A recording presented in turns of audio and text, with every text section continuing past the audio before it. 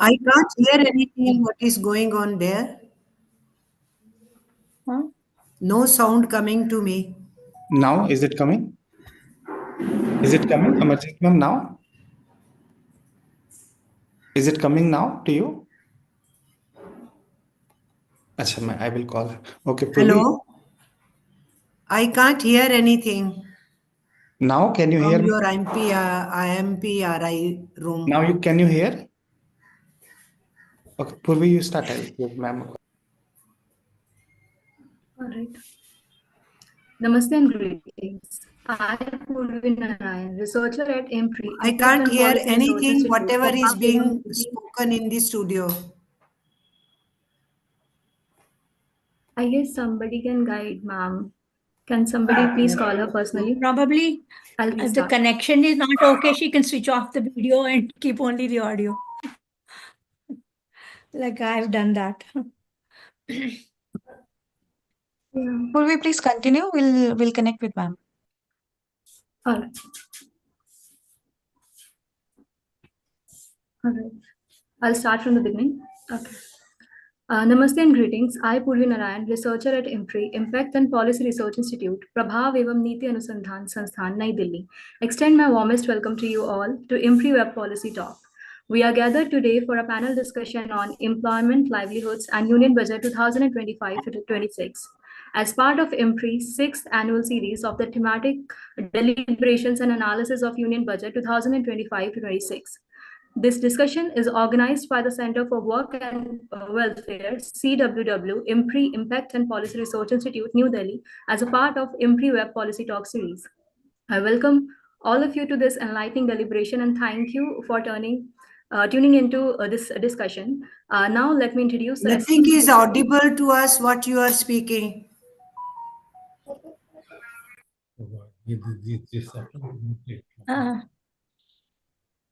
Shall I continue?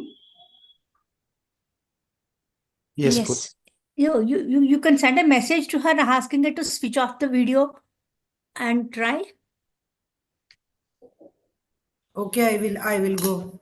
Okay, I will rejoin. Okay. Now let me introduce the esteemed gathering. Our chair for the session is Professor Suchita Krishnaprasad, visiting professor IMPRI, former associate professor and head of the Department of Economics, Elphinstone College, Mumbai. We welcome you, ma'am. The distinguished panelists for the session are Mr. Sandeep Chachra, Executive Director, ActionAid Association India and ex-co-chair, World Urban Campaign, UN Habitat Advisor, IMPRI. Professor Sarthi Acharya, Professor Delhi, Chair, Institute for Human Development, New Delhi, former Director, Institute of Development Studies, IDS Jaipur. Professor S. Irudaya Rajan, Chair, International Institute for Migration and Development, India. Professor Swarna Sadasivam Veppa, independent researcher and teaching consultant, visiting professor, Madras School of Economics, visiting professor, IMPRI Impact and Policy Research Institute. Mr. Udit Mishra, writer for the Explain page, the Indian Express. Dr. Parth Pratim Sahu, Associate Professor, Center for Entrepreneurship, Development and Financial Inclusion, and Head IC, Head in Charge, Center for Good Governance and Policy Analysis, National Institute of Rural Development and Panchayati Raj, NIRD and PR. Ms. Amarjit Kaur, General Secretary, All India Trade Union Congress. We welcome everyone. We look forward to learning from our esteemed gathering. Now, without any further ado, let us start the program. To begin, we have a couple of brief budget presentations. I invite Ms. Malika to begin with hers, followed up by Ms. Sana. Team, over to you.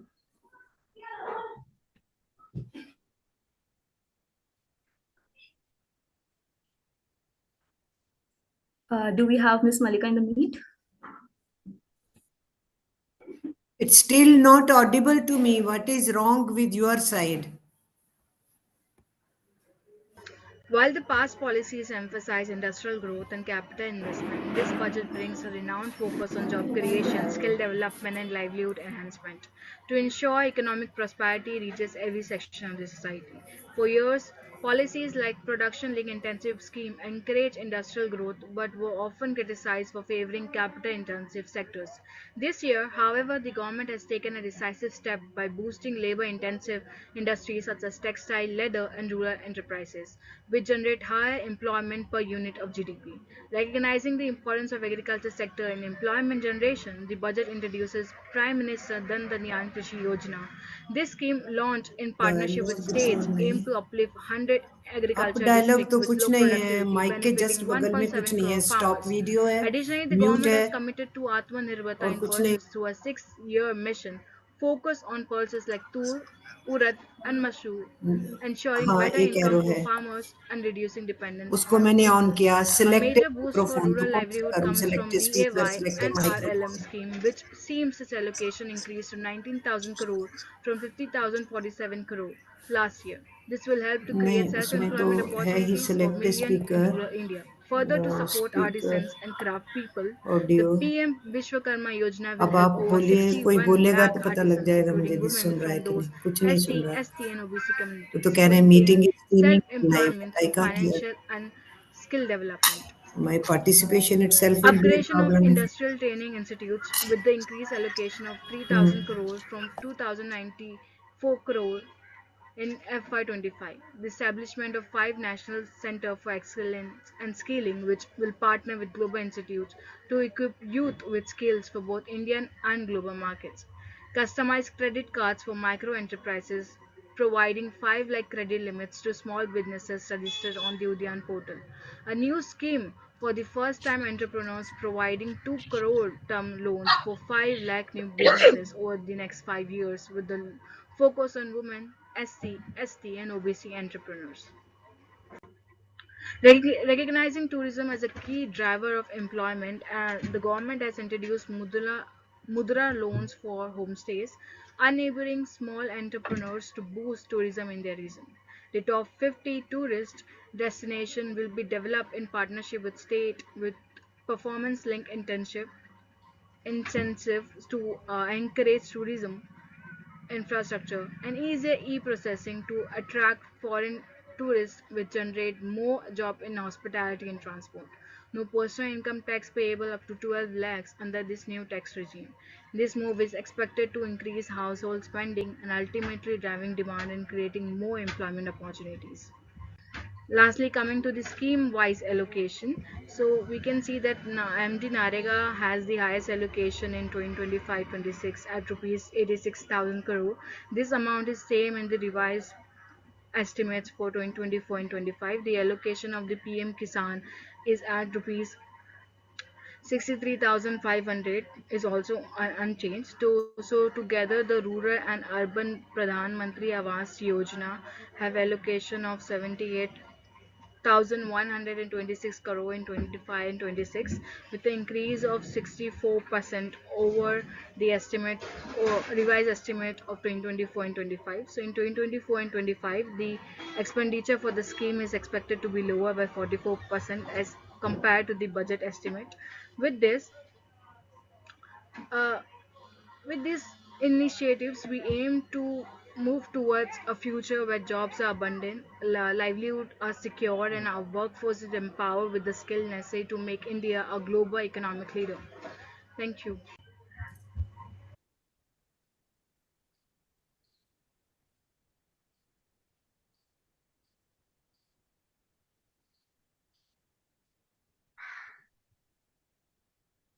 Thank you, Team IMPRI. Proceeding further, it is my honor and privilege to invite Professor Suchita Krishnaprasad to start the program with the chair's opening remarks. Ma'am, over to you.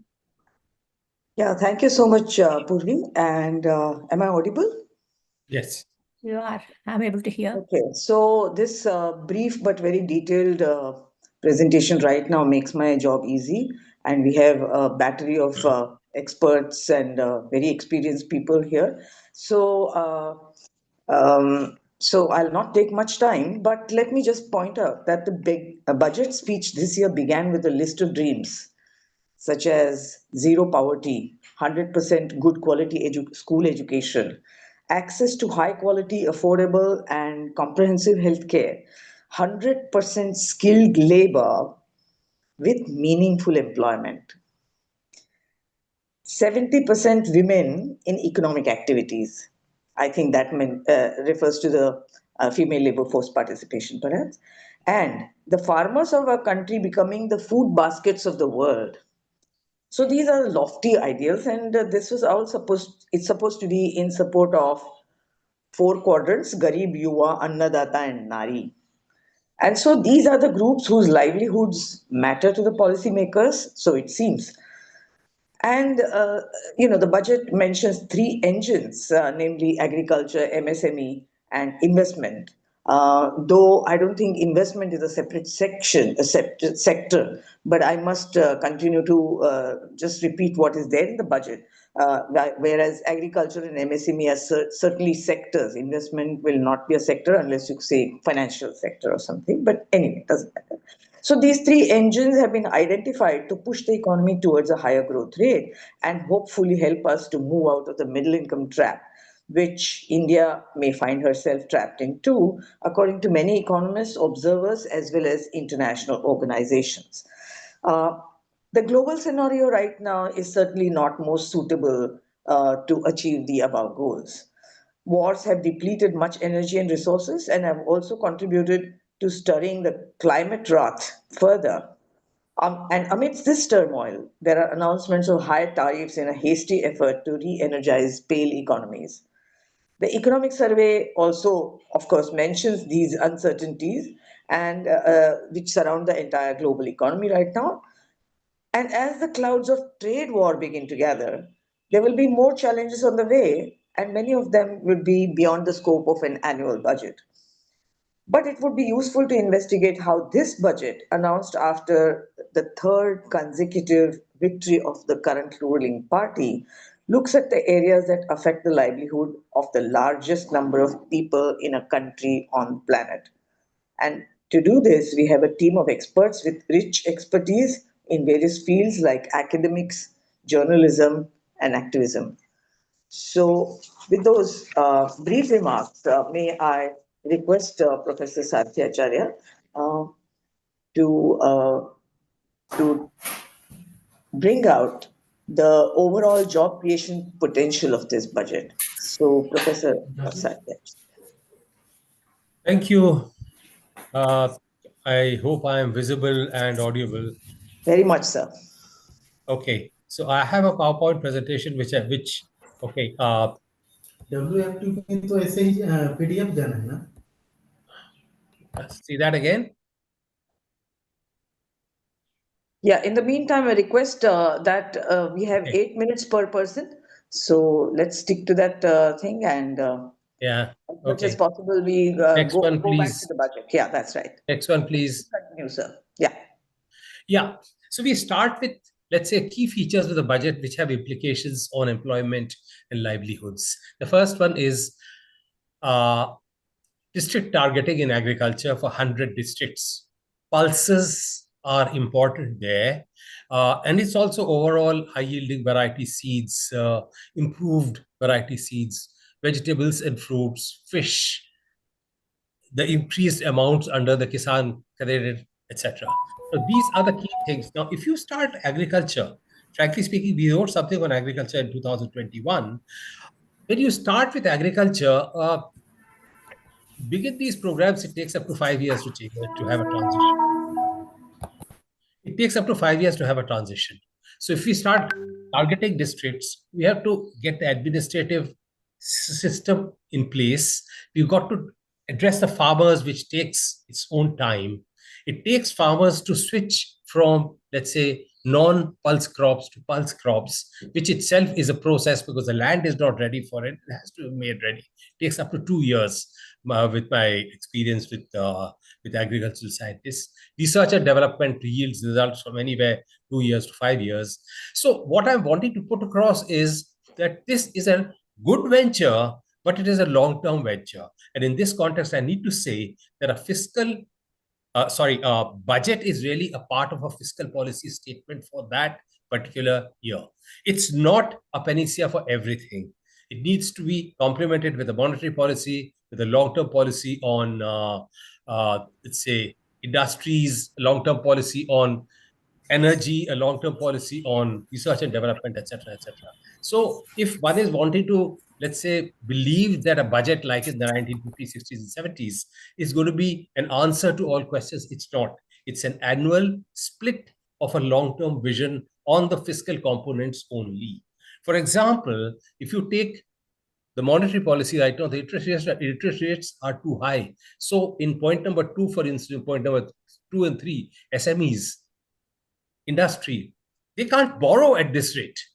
It's too high. So the monetary policy has to come in line with the fiscal policy for these to fructify. Now, let me come to the industrial sector. Can we create jobs in electronics? The answer is yes, we can, but it's going to be in basically assembling because we don't have capacity. Or there's too much of the noise. The backward linkages are just not there. They're very important for overseas. Leather, the same thing, that yes, we have leather capacities, but they are all in the small scale and tiny scale sector. While if you look at some of the companies in Italy or China, they've got leather factories which employ 4,000 or 5,000 people, and they've got brand marks all over the United States and Europe. We have none.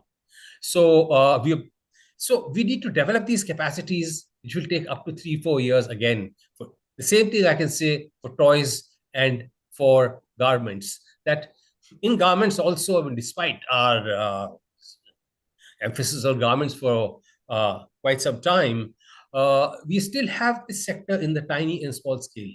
We don't have large scale garment factories like, for instance, in Bangladesh or Cambodia, where they have these factories where 4,000 to 5,000 workers are working at a time and provide a critical minimum size for companies which market these products in Europe, like Gap, for example. They would not order from small scale industries. They would order in bulk and give a size, give a certain style, and they would make it. So we need to open up this sector for the large scale and employ modern technologies, which again is a long-term proposition. On exports, what are we exporting is an important question. You look at the breakdown of the export, a great deal of it is raw materials. If you make it simpler to export through less bureaucratic means and lower taxes, what does it mean? It really means that we will export more of these raw materials. And for finished products, again, I go back to industries, that unless those industries develop and start competing, which means 3 to 5 years again, immediately there's hardly going to be any impact on human employment. Now, on human capital, I think a great deal needs to be told. We're talking about AI, which is very important. We talk about increasing seats in IITs, which is very important. Medical seats, yes, it's extremely important. Now, the key thing is our school system also geared to getting people into AI, IITs, and such things? The answer clearly is no, because if you look at most of the Zilla Parishad schools and municipal schools, latest reports show that class 5 students are hardly able to read class 3 texts. Now, with that kind of a standard, this is Zilla Parishad and municipal schools, and only this is only 22% of the students are able to do that. Now, if that kind of a standard is there from the feeder cadre, which is the school, the IITs are again going to create they're going to create elites who will probably, half of them will go abroad and provide human capital to international companies. कहाँ से बोलिए? The AI is the same thing. इस पे करती हूँ. Excuse me, can I have a little more silence, please? AI is again the same thing. A few years back, I distinctly remember we were talking about superconductivity. Somebody did it in United States. So we said we're going to do superconductivity. A few years back, again, somebody said we must do electronics. We set up a factory here in Mohali. It shut down and nothing happened. And now this government, 20 years later, is saying, yeah, we must do something about it. Why are we being so ad hoc? China has developed DeepSeek, so we start saying we must have AI. Now, this ad hoc thing has to stop, and we need to have a long-term proposition in regard to our human capital and science policy.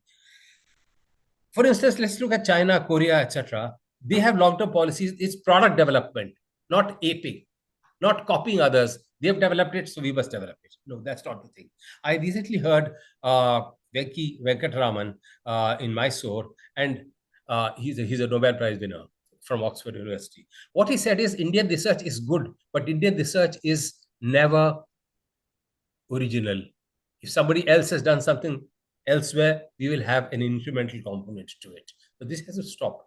Go to Korea, they will say, okay, we must develop televisions for the world and work backwards towards flat screens, towards ICs, towards the works. And today, if you have a look, none of our televisions are other than LG, Samsung, or some Chinese products like Huawei, etc. We don't have Indian companies anymore.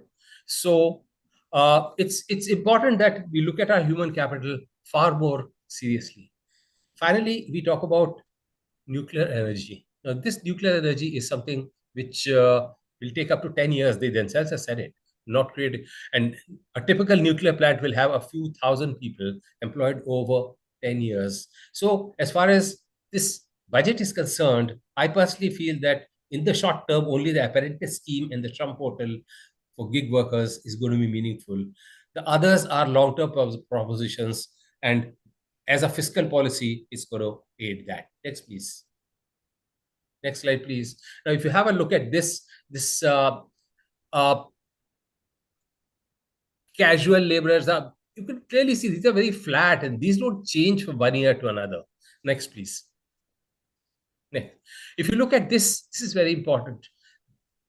People start saying that the labor force participation has increased, but where has it increased? Look at the female labor participation. So many of them are in helper and household enterprise, which means basically working within homes. Low productivity, unpaid jobs. Now, if you look at it in rural areas, it's 42%. Overall, it's 36%. Women are working in. So if you have a long-term trend, which I showed in the previous graph, the long-term trend has increased primarily because these numbers have increased. Nothing else has changed. So these things clearly support what I had said earlier, that we are talking about a long-term change. We're not talking about an annual change which is going to start taking shape tomorrow. Next, please. Next slide, please. Now, if you look at this again, 45% of the 46% of the people are still working in agriculture, which has increased from 42% in the 2017-18 survey, which means that the modern sectors which are developing are no more absorbing labor. They are, in some sectors, are rejecting labor. Some are replacing labor by lower skill labor by high skill labor, and in general, it's the agriculture sector which is really the backbone of providing jobs, despite the low contribution to the GDP up to something like 16-17%. Next, please. Now, this shows the earnings. Now, other than the wages of casual laborers, which have shown slight increase, that's probably because of NREGA. Wages of real wages of regular employees has decreased a bit, and so has the earnings of self-employed. These are not my numbers. These are from the economic survey, which was brought out day before yesterday. Next, please. Next. Yeah. So the key concerns are that if this budget is to succeed, the states have to come on board. We can't have a situation where the states do something else and the center does something else.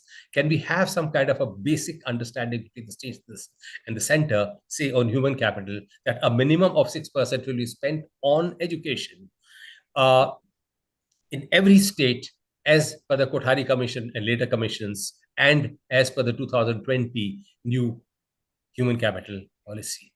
On inflation, now my thing is that inflation may be under control, as the government says, but it's a very, very strong cost push inflation. And it's cost push because a very large number of our products are having inputs, including medicines, from China and Korea and such kinds of places, which means that if the dollar goes down, which it has, this year itself, it's gone down 3%.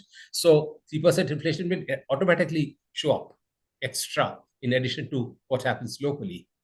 So we need to be very careful about what we are seeing in regard to import-export policy, because inflation is going to hit people badly. Next is the pay commission. The government had in 2014-15 categorically declared there's going to be no pay commission anymore, and we will see when to increase the wages. But suddenly they declare a pay commission, which means several thousand crores of rupees will go to the babus and the clerks, etc., which means a large volume of resources will go to feeding this class of people rather than towards development process.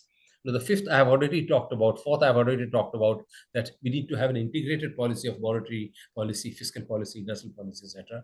Now, freebies is something which every government is doing. Unfortunately, this is a huge waste of resources. And I heard an interview which says freebies have a negative employment elasticity. And freebies, the more freebies you give, the more problems you're going to have. And in research and development, I've already talked about, unless we have a targeted policy of product development, which will be a world-class kind of a thing, things are not going to happen. Thank you. I think I'll stop at that. Yeah. So thank you very much for a very substantial, comprehensive, detailed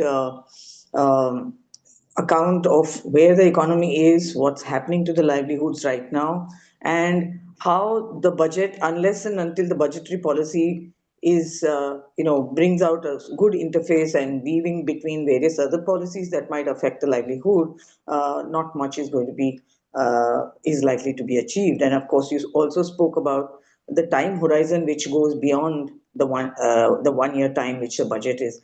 Basically, previously, I think most of the budgets after the COVID have already this dream of what will happen in the next 20 years and 25 years and things like that. So since we have given up the 5-year plans, probably budgets are going somewhere in between. And in some pockets, we feel it's not an annual budget anymore. Thank you very much for that detailed description, and what a strong opening batsman we have. So with that, can we go to Professor Idayarajan, and if we can have some view on the internal migration, while all this turmoil take place, internal migration as a livelihood option, and two kinds of migration, that one observes. One is a distress migration and the other is a aspirational migration. So migration, of course, is key to economic growth because that helps appropriate resource allocation for fuller utilization. We need people to go out of agriculture to more productive employments and so on. So, Professor Rajan, what does this budget, in your opinion, give? What kind of attention and focus and accommodation this budget makes for various issues regarding migration? Professor Rajan, please. Thank you. Thank you very much, Professor Suchita. I hope everyone can hear me. Yes. I thought I will devote a few minutes to discuss revisiting migration as a livelihood strategy for the India's rural poor. That's what I would like to spend my time on that. And most of us know that COVID-19 led to millions of urban migrants. In particular, those who lived in the smart cities. Of course, we call them smart cities, but during COVID, they were the dying cities anyway. But then we call them smart cities. And like Chennai is floating city. These are the cities we talk about today. And these cities, people were leaving to go back to rural areas. What we call in demography called reverse migration. They are going from urban back to rural areas. Did we provide enough opportunities for them in rural areas to keep them there, or they were returned back to cities? I think this is very, very important for us to think after the post-COVID era. Some of them still there in the rural, or they are all moved back to cities. I think what did we invest in those periods on agriculture and allied activities by the both state and central government? I think that is something very, very important. But the economic survey clearly says agriculture growth is below 4%. So agriculture is not growing. And then if you look at the allied activities like livestock, fishery, milk and meat, and yet it is growing little bit above 6%. That means agriculture is not growing, but the allied sectors like fishery and other sectors are growing little bit higher. That is in the rural areas and the coastal belt. We look at the cities where they are coming back again because they are not able to hold with the NREG wages and the 100 days of work or even more days of work, which is not really taken very seriously by the last few years on the rural employment. They are coming back. If you look at it, service sector growth has declined in the urban areas. So other side, agriculture is below 4%. Service sector supposed to be accommodating lot of informal worker that is on the decline. And the economic survey says manufacturing sector, there is some growth, but there are major challenges. That means all sector which can provide employment, agriculture, industry and service, they are not in a good shape. All of them are in bad shape. If that is the situation we are today talking, there is a huge circular migration moving between rural to urban, urban to rural. It's like they are not there. They are just moving. Not seasonal, I would say. I would call circular migrant because they are spending 3 months in rural. They come to cities and probably they are working for lower wages. Lower wages. I think, we are talking about income tax rebate at this time, but do you have enough income to pay tax? Because income tax is fine, but are you able to earn income to pay tax? I think this is something we should look at it. Are we providing for rural people enough income, which is not currently happening? And added to that, there is a climate change and vulnerability. Are our agricultural people are ready to have climate resilient agriculture? I was looking at Orissa. We are doing a study recently on climate change and migration, which clearly indicate people are leaving even the coastal belt. What we should do at this stage, we should not talk about people pushing back from rural to urban. And we should aim at not the distress migration we are talking about. In fact, Orissa government set up a committee to study distress migration. How can we reduce distress? But we should talk about aspirational migrants. How many of them coming from rural to urban as an aspirational migrant, earning more income, sending more money back, children are going to school, no poverty, good education for their both sons and daughter. Are we doing that? I think climate change is going to affect much. And there was a chapter on climate change. But the unemployment figures looks very low. But I think that people are employed, but employed on very low wages. Are they earning enough to live? We call them not the minimum wages. We call in international level living wages. Living wages, because minimum wage is something. You say 100 rupees. In the city, 100 rupees you can't live. So you have to talk from minimum wages to living wages, which we discuss in the international migration arena. And finally, I was looking at it. India has a huge demographic dividend. Already everybody discussed about that. Probably India is the one country which we can talk about distributing migrant to whole world. We have surplus which can be distributed to the whole world. But are we providing enough skills? And the chapter on skills clearly indicate we are not ready.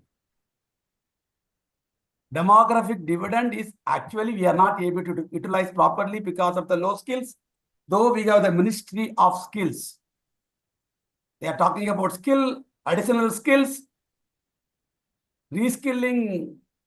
But I see, after looking at the student migrants who goes to Canada and Australia and UK, I have seen them, they are being de-skilled. Forget about skilling. You skill them in India, and our Prime Minister want to make India as a skill capital. But our students who goes with higher degrees, they are being de-skilled in some countries. Now we are talking about even undocumented Indians in Donald Trump's regime now. They are already listing a lot of Indians are being overstaying. I think time for us to talk more on international migration. If you are able to provide required skills. There is a demand supply. There are supply gaps. Every country wants to have some plumbers, some nurses, some doctors, some engineer, STEM. But are we producing the right kind of skills in India? Can we give them the proper skills? But the economic survey devote a page for that. They have devoted one page on the international mobility. International mobility is going to be another important area they should concentrate, both internal and international migration. For that, they have to start talking about working on policies. We have no migration policy. There was a policy talked about during COVID-19, migration policy. But now nothing being talked about. Immigration bill being talked about for now 2-3 years. So I think the time has come based on the economic survey.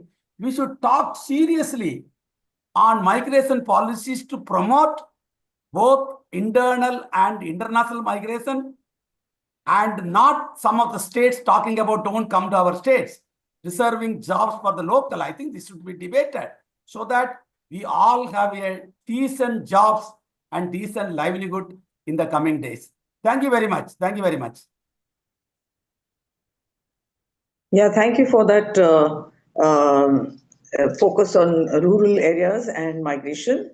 I would like to know from you later when we come to this round that if the allied sectors seem to have done better in the recent past, to what extent do you attribute to that to the budgetary efforts? So, because eventually we want to, of course, we are all experts in our own fields, but we want to even again bring the focus back to the budget. So of course, one annual budget cannot achieve it all.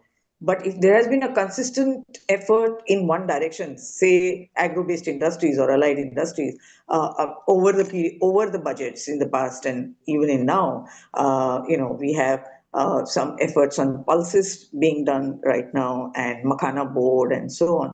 So how do you think it would affect? So let's keep it for the discussion. Thank you very much. And can we have Mr. Sandeep Chachra, who would enlighten us on employment, wages and consumption in rural and urban sectors? Now that we have spoken a bit on rural areas and people, migration and so on. So rural and urban sectors, how does employment, wage and consumption move, and what this budget plans to do with it to improve the livelihoods of people? So, Mr. Sandeep Chachra. Thank you, Dr. Krishnaprasad. Always an honor to be with you, and my greetings to all panelists. I follow what has been said. There may be slight departure points, but that's all. I follow largely the trajectory of discussions what Professor Rajan was talking about. I was expecting, since you talked about budget, but I'll go back to economic survey, which I think is more crucial in terms of reflecting the state of the nation today, despite the sugarcoating it has attempted to do. But having said that, I was expecting a populist budget, and a populist budget not in the sense of middle class populism. But populism is a historical necessity given where we are. But I was looking more from the perspective of a budget for the working classes of India.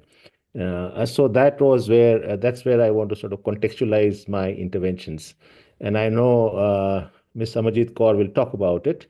Very seldom in the budget discussions, anywhere here or elsewhere, we have interpretation of the budget from the working classes of India. And I think a point was already made by Professor Rajan and earlier that we don't have pure peasantry and pure workforce. And what we have is peasant worker, and what we have is working people in pluri-works. So that's the kind of context. Now, if in this context, if we want to go back to look at the reality, the periodic labor force data, survey data is the most crucial, to my opinion, which is where the sugarcoating has been attempted to be done by the economic survey. Now, already a slide was shown. If you want to see where people are, where majorities are, one needs to look at the employment data and the real wage data. So nominal wages may have increased, but across the board, except for daily wages, the real wages have shrunk considerably. That slide was already shown. I mean, I can repeat the figures, but look at some of the stark figures. In self-employment, the real wages of women were 4,348 rupees in the year 2017-18. And now it has shrunk by almost 20% plus to actually be at 2,950 rupees per month. So I'm taking an extreme figure. But this is also the figure, this is in self-employed category, and men's wages have also shrunk. But this is also the similar trajectory in regular employment and salaried employment.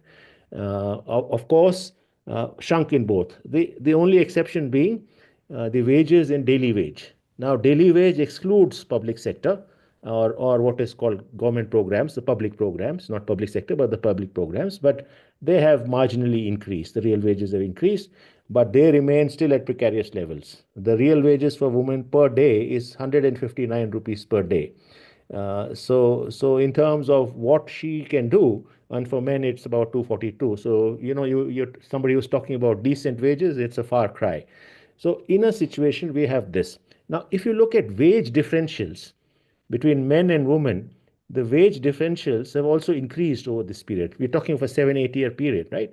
So in terms of how much the women's wages have shrunk and how much the men's wages, real wages have shrunk. So I think that difference has grown when we are talking of removing gender disparities or equal wages. That remains a total pipe dream. So for the women workers of India, this is the true situation. Now, what is happening in terms of sectors of employment? This has already been spoken to, just to sort of highlight a few things. We talk of female labor force participation increases. We welcome those. 23%, 23.3% in 2017-18, starkly up to 41+% now. And we have a target, as somebody was saying, up to 70%.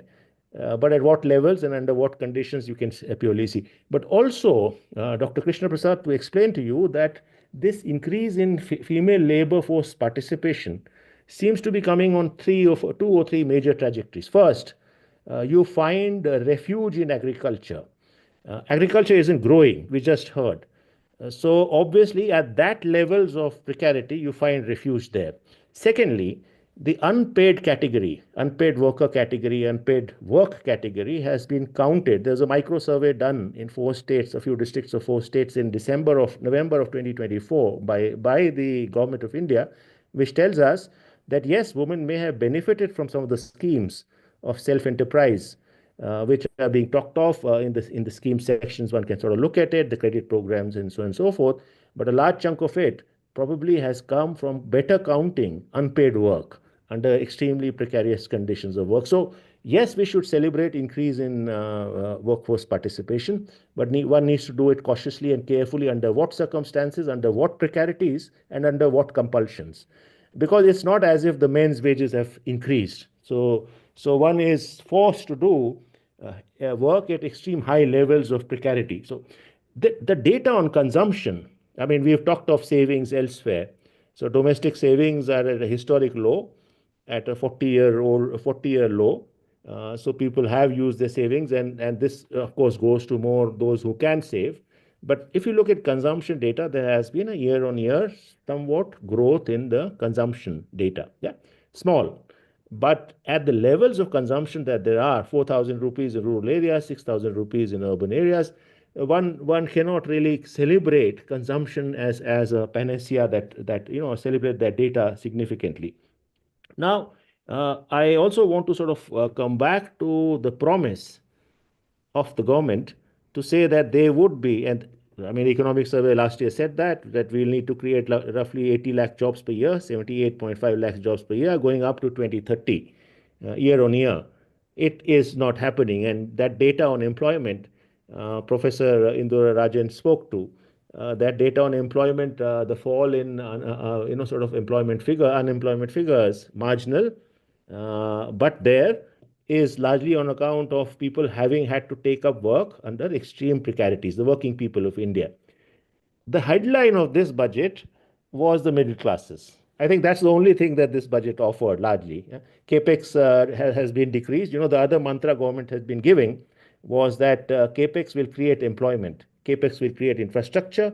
Capex investments will create capital investments or capital expenditures will create employment, and there will be a good ripple effect, buoyant effect on employment, on consumption, on demand, and so on and so forth.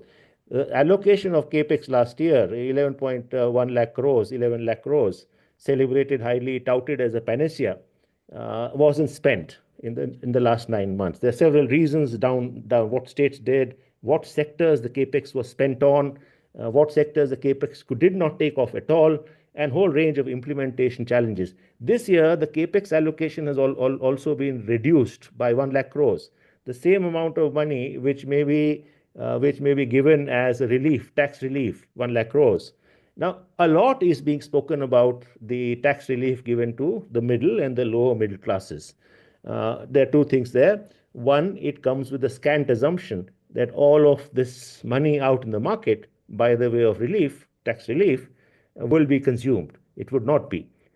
First of all, it will go back to pay debts. Given the fall in domestic savings, it will go back to pay some of the the retreating public sector bills, health, education, the privatization of health, the privatization of education, the out-of-pocket expenses. So I think there's a huge assumption there. But even if we say that it is going into consumption, and that will have a ripple effect in creating demand, and that will have a ripple effect in creating employment in the long run, this seems too limited and too small for a $3.5 trillion economy. It's just too small.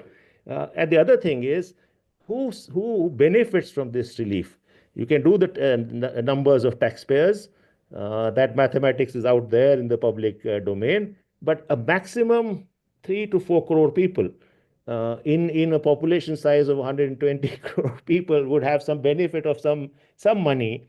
Let's say 15 crore people, the family numbers included, would have some partial benefit. Is this what we wanted by the way of creating a national sentiment, given the kind of challenges that we all face? Now, let me also talk then quickly of manufacturing sector. I think we've all been saying that what is needed, and the illustration of nuclear, apart from its risk and apart from the other challenges and other trajectories which we don't welcome, the employment potential in nuclear is limited. The employment potential in some of the other schemes, the other one being the National Mission for Natural Farming, this other Krishi Dhanya Yojana, which was introduced in the beginning of this discussion. I think those are welcome. But having said so, the question of in the question of how manufacturing is being treated, I mean, one would have wanted to propose huge investments into rural, labor-intensive industrialization in a cooperative, collective manner. One would have wanted to see a huge allocation to the FPO cooperative sector, because that's where sustainable solidarity, livelihoods, and economics could have come about, labor protections could have come about. One hasn't seen those increases in the allocations. I will not get into the figures, it will take a long time, but allocations haven't increased under the Ministry of Cooperatives, for the FPOs, for the cooperatives, the whole range of possibilities. You can learn from what's happening in some of the states, expanding cooperative activity into waste management, into cleaning of cities, and the whole range of into technology, into service sectors, into gig economy. So beyond the welcome admission that gig workers need protection, and therefore the Ayushman Bharat scheme allocations go up this year, and that's welcome. There are substantive social security sort of outflows. Imagination and outflows remain missing. 4 years down the line, the labor sector reforms, the 4 labor codes yet to meet the ground, are yet to meet the workers in any benefits. We may critique the labor codes, which are further, flexibilizing the rights of labor and further submitting them to watering down. But having done, even if we do so, and even if we say, at least let's offer social protection, it hasn't gone up. It remains the same 5 national schemes, with, if you look at allocations, with marginally enhanced or static allocations. I took the example of Ayushman Bharat scheme, but the others remain at a static allocation. The social sector as a whole, allocations remain extremely low. MGA and RGA has continued to stay static. And I don't think the government is really listening or thinking of direct employment creation methods. It has not been expanded. It continues to be the same. Argument is, and we know data is, it'll go to pay back wages. A lot of it is back wages. It doesn't meet expansion into urban areas. So I think we need to sort of look at the current budget in that context, what needs to be done. And in my opinion, this budget fails to address the kind of expectations, social expectations there were, the kind of compulsions that there are in a dream for Viksit Bharat. Of course, we all argue that year-on-year budgeting cannot be a panacea, and it's just one small blip in a long direction. But I want to say that the direction, the deductions of direction given from this budget does not give me much hope in terms of making stable and secure progress towards welfare for all, towards inclusion for all, towards dignified livelihoods. I go back to the 3 promises you make to the women of India, to the workers of India, to the skill sets of India. Thank you. I'll stop here. Yeah. So thank you very much for a very broad canvas, starting from the shift in the capex policy that we had ever since the pandemic. I mean, when the rest of the world was thinking of advising our governments to deliver helicopter money, we were only insisting on credit, and we were tightening our belts. And it's now that before elections, we start giving a little bit of helicopter money under various schemes in different states. Yeah, of course, inflation has taken the toll of especially poor and the lower middle class. And the Reuters, in fact, it's not just about tomato, potato, and onion, inflation, but which affects very poor classes. But Reuters has come up with a research which shows that across the sectors, from engineering to logistics and to IT and various other sectors, which you would not call them as sunset industries, even there, the wages have risen, or the incomes of people have increased, employees have increased at a much slower rate than inflation. And therefore, there is a fall in real wages across sectors. Absolutely. And See, corporate of course, inequalities. Yeah. Corporate profits have gone up 23.3%. Yes, profits have gone up. And look at real wages there. So, I mean, you know where accumulation is. Right. So, and of course, sometimes I also muse whether, accumulation is another word for agglomeration, the platforms and so on. So they are aggregators, right? So can we replace aggregators as accumulators? So with that thought, can we go on to Amarjit Kaur, madam, who can come and enlighten us with all her experience in activism about the challenges that are facing the working class, and does the budget address any of these problems? Amarjit Kaur, ma'am. Thank you, Suchitra ji. I hope I am audible. Yes, you are. Yes. I missed the first speaker, and later on I was struggling to join, so there was an issue of my listening. So I missed certain points, but I could listen to other speakers, including the last one, Sandeep. You see, she made a big statement. A country is not just its soil, a country is its people. And I think the people are left out in this budget, number one. Second thing which I want to say is that this budget aimed at elections. It's not a budget to revive India's economy, which is in very, very bad situation, bad shape. And day by day, our economy is further dooming. Decent jobs are not available, and agrarian sector crisis is not being met. The social sector is being ignored, and the working class, which speaks for the working masses, is supposed to be strangulated through this forcible labor code implementation without taking trade unions into consideration. So I want to be very blunt. I'm sorry for that. But the elections in Delhi and the elections which are forthcoming in Bihar were in the focus as far as this budget is concerned. How they try to camouflage as if this middle class is going to gain in a big way, and that's going to give boost to the whole economy. How many are going to gain?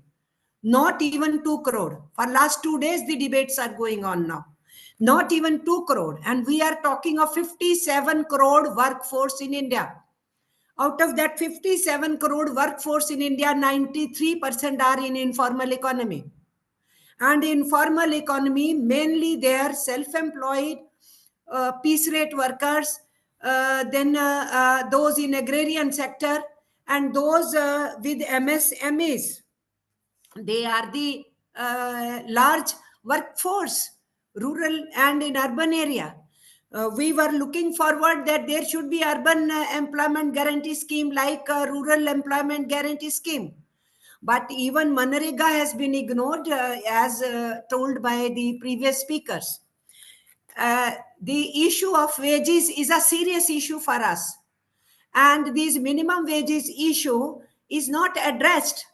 And the economic survey, as mentioned by others, has already shown that the minimum wages in real sense have sunk down. And the statistics which Sandeep was telling here, if you look at that statistic and then add on to inflation, what has happened in these years from 2017-18 to 2025, now we are in. So even that what economic survey is saying is much more worse than what economic survey is saying. So who are these people? These are the working masses. These are the workers who are in a difficult situation, who wanted to look at the budget which should address them. But the budget became only for the purpose of winning some elections. So budget after budget, whole intention is how to garner votes. Intention is not to handle the economy. And India, such a big country, is going to suffer with so many of its millions of people, billions of people who are living on meager wages and meager earnings. The livelihoods are absent. So we wanted employment to be addressed, but employment is not addressed in this. Talking of indirect employment, what is our experience? They declared ELI, they declared production-linked incentives and all trying to say that this will generate employment. It is only incentivizing the employers. And Mrs. Sitaraman used ease of doing business several times. This term was used. And that's where we, the working class, know what do they mean by that. And in the name of ease of doing business, you are giving Gati Shakti to private sector. And you are killing your own public sector. Now they have brought 100% FDI in insurance sector.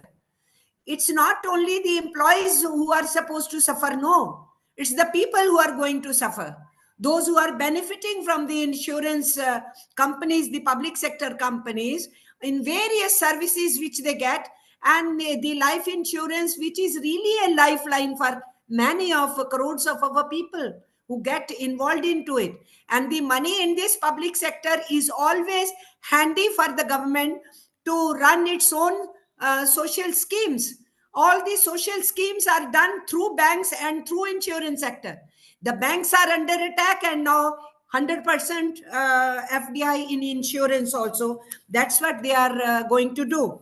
The scheme workers are almost 1 crore. ICDS, Anganwadi, ICDS, Asha workers, midday meal workers, they are not less than 1 crore. They are not even worker status with them. And so they are devoid of anything. So they are given honorarium only. So nothing has been done as far as they are concerned in this budget. Similarly, talking of agriculture, it was said this budget is to concentrate on agriculture, it is to concentrate on MSMEs, it is for investments, it is for exports. These 4 things she repeated when she said the country is not just its soil and a country is its people. But what have they done to the agrarian sector? Agrarian economy is not addressed. Farmers' distress continues. So how Viksit Bharat will come off? Vast majority of rural area is till today 40% families living depends on the agrarian sector, even till today. Now, in such a situation, what is the lip service done to the agrarian sector. I need not go into detail. Others have spoken about it. Now, the migration issue. A whole country saw what happened to the migrant workers.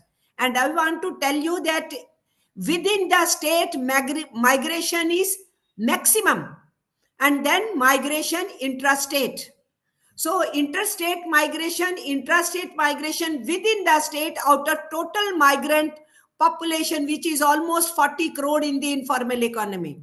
Out of them, 80% are within the state and 20% are outside the states, going and coming back.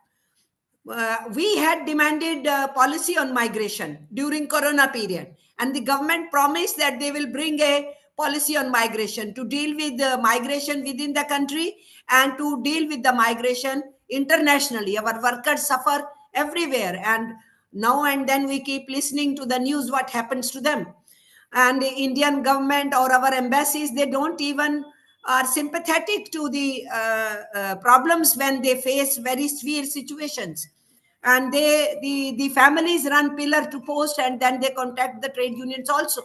The government said they will bring in policy, but instead of that, they have amalgamated Migrant Act into Occupational Safety Health Code, OSH code. And what they have done is, out of all the articles and the clauses of that Migrant Act, the Interstate Migrant Act of 1979, which was not implemented by respective governments, and our migrant workers suffered during Corona period. They have taken only 6 clauses which go against unions and against migrant workers, goes in favor of employers. So those 6 clauses are dumped into Occupational Safety Health Code, and Migrant Act itself is being abandoned, and immigration issue not being taken care of. So vast majority of our informal economy worker is among the migrant workers, and that sector is not addressed at all. They talk of MSME, which is the maximum job giver. MSMEs, you are only increasing how much more credit they can take, but you are not giving them relief on GST. And this is the sector which suffered most during demonetization and during GST. Unplanned things being done in this country, and all with keeping an eye on votes only, not keeping an eye on the economy of this country, how to handle it.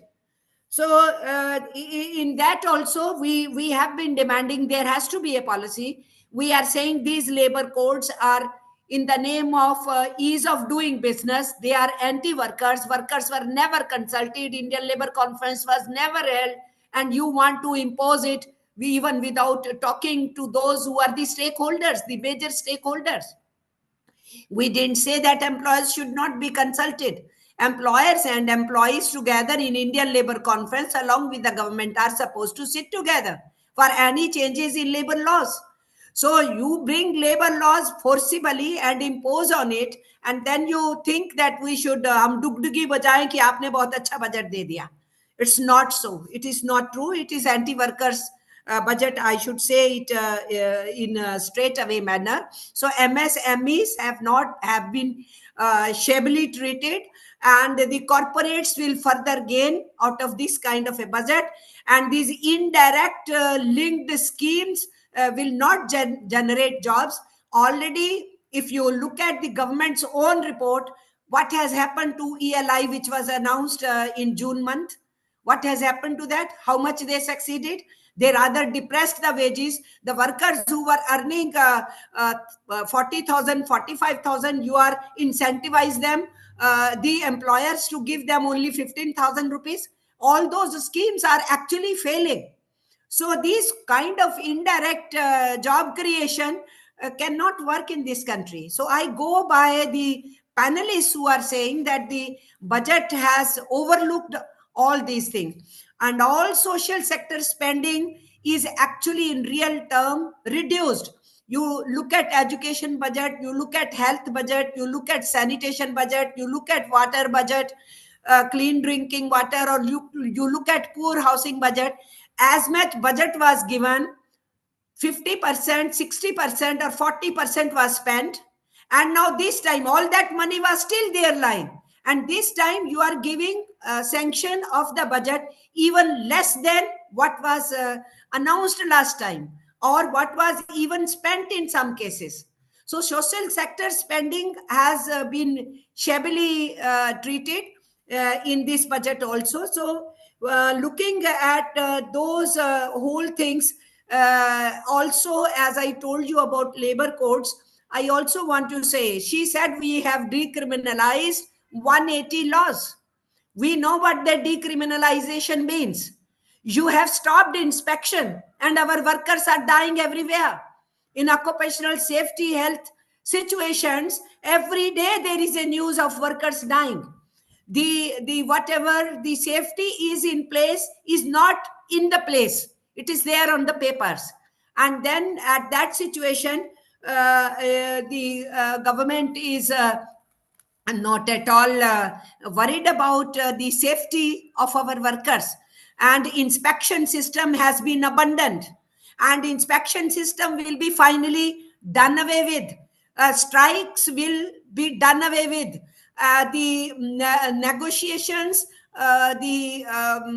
all our systems of moving for getting collective bargaining benefits, all that will be doomed, because they are winding up the labor codes. They are talking about tribunals. They will stop the whole system of negotiations the way the trade unions have been doing.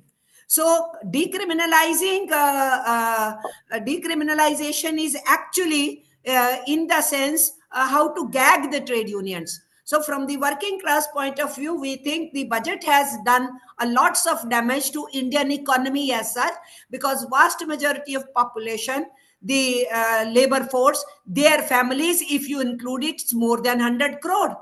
If you add into farmers and the agriculture workers, they are saying we are to agriculture sector, they say हम उनको आत्मनिर्भर बना रहे हैं.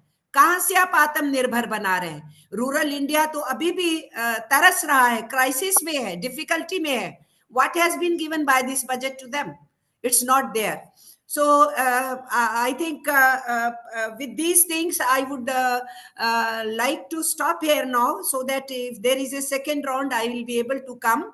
But definitely, this budget has really failed in meeting the expectations of common masses, and the budget is totally eyed on 5th February polls, as well as looking at whole hype is being created, and then looking at Bihar. It is a double-edged budget. You have Biharis in Delhi who are voters, and you have a partner in your NDA government in Bihar, which you think will trouble you. So you want to handle these two things, and you bring this budget in this manner. So we are really thoroughly disappointed and in anguish. On 5th February, we are going to have All India protest. And now yesterday in the meeting of Kisan Morcha, they are also going to burn the copies of budget. We are going to have All India protest on this budget, on all the issues, some of the issues which I mentioned, some the other speakers had already mentioned. So we are going to do on that. And we will definitely be intensifying our struggles, because budget debates will continue. And we would want pro-worker member parliaments of various political parties to take up their cause. Yeah, thank you very much for your passionate presentation. Of course, as an activist, it must be paining you to see the way the labor market outcomes are coming out, and it's only right that you feel so passionate about it. Although right now we are at the budget, and so the labor codes and the rest of the policies are the matter of discussion for probably a wider platform than this. This budget, as far as I can see, in terms of from the point of view of labor, I can see only some efforts for skilling, and the other thing is about the gig workers and who can now register on the Interim portals and avail of health assurance and so on. Now, of course, Interim has been there for some time, ever since COVID. And one doesn't know, at least I don't know, how many have got insurance benefits coming out of that. Maybe that will be a matter of another independent study. So thank you very much, Madam Amarjit Kaur, for enlightening us on various challenges that are facing the working class. And of course, Irudaya Rajan also, sir, also said that, people are going back to agriculture, and that actually means distress, and it doesn't mean that they are, innovating as farmers and so on. This is also a point which is brought out by Santosh Mehrotra, sir, that, people are falling back to, let's say, unincorporated factory sector, unregistered units, and these units are increasing, but this only means that unsafe and indecent working conditions. So thank you very, very much for this. And can we now have Madam Swarna Vepa? She would enlighten us on livelihoods and employment in agriculture and MSME sector. Professor Vepa? Yeah.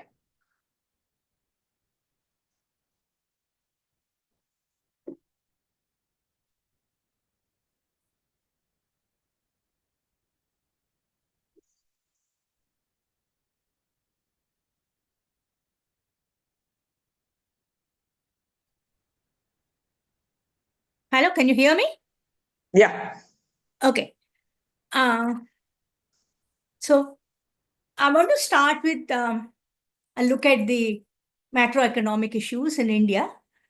The perception about India is that the GDP growth has been at 6.2%, which happened to be the highest in the world. And then the inflation rate seemed to be fairly low at something like 4.7%. And the fiscal deficit is narrowing.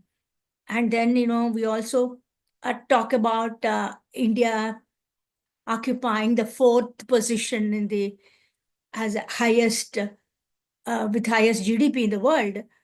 And then everybody, including the IMF, says that we have robust fundamentals. And then we're also planning to sort of become a Vishwaguru, and probably it translates into a superpower. And also we are sort of planning to sort of become a developed country by 2047. That is, just about in a 25 years period. So on the top of our population, on top of it, the population is also growing slow. And so we have shortages of labor, so which actually should mean that the wages should go up.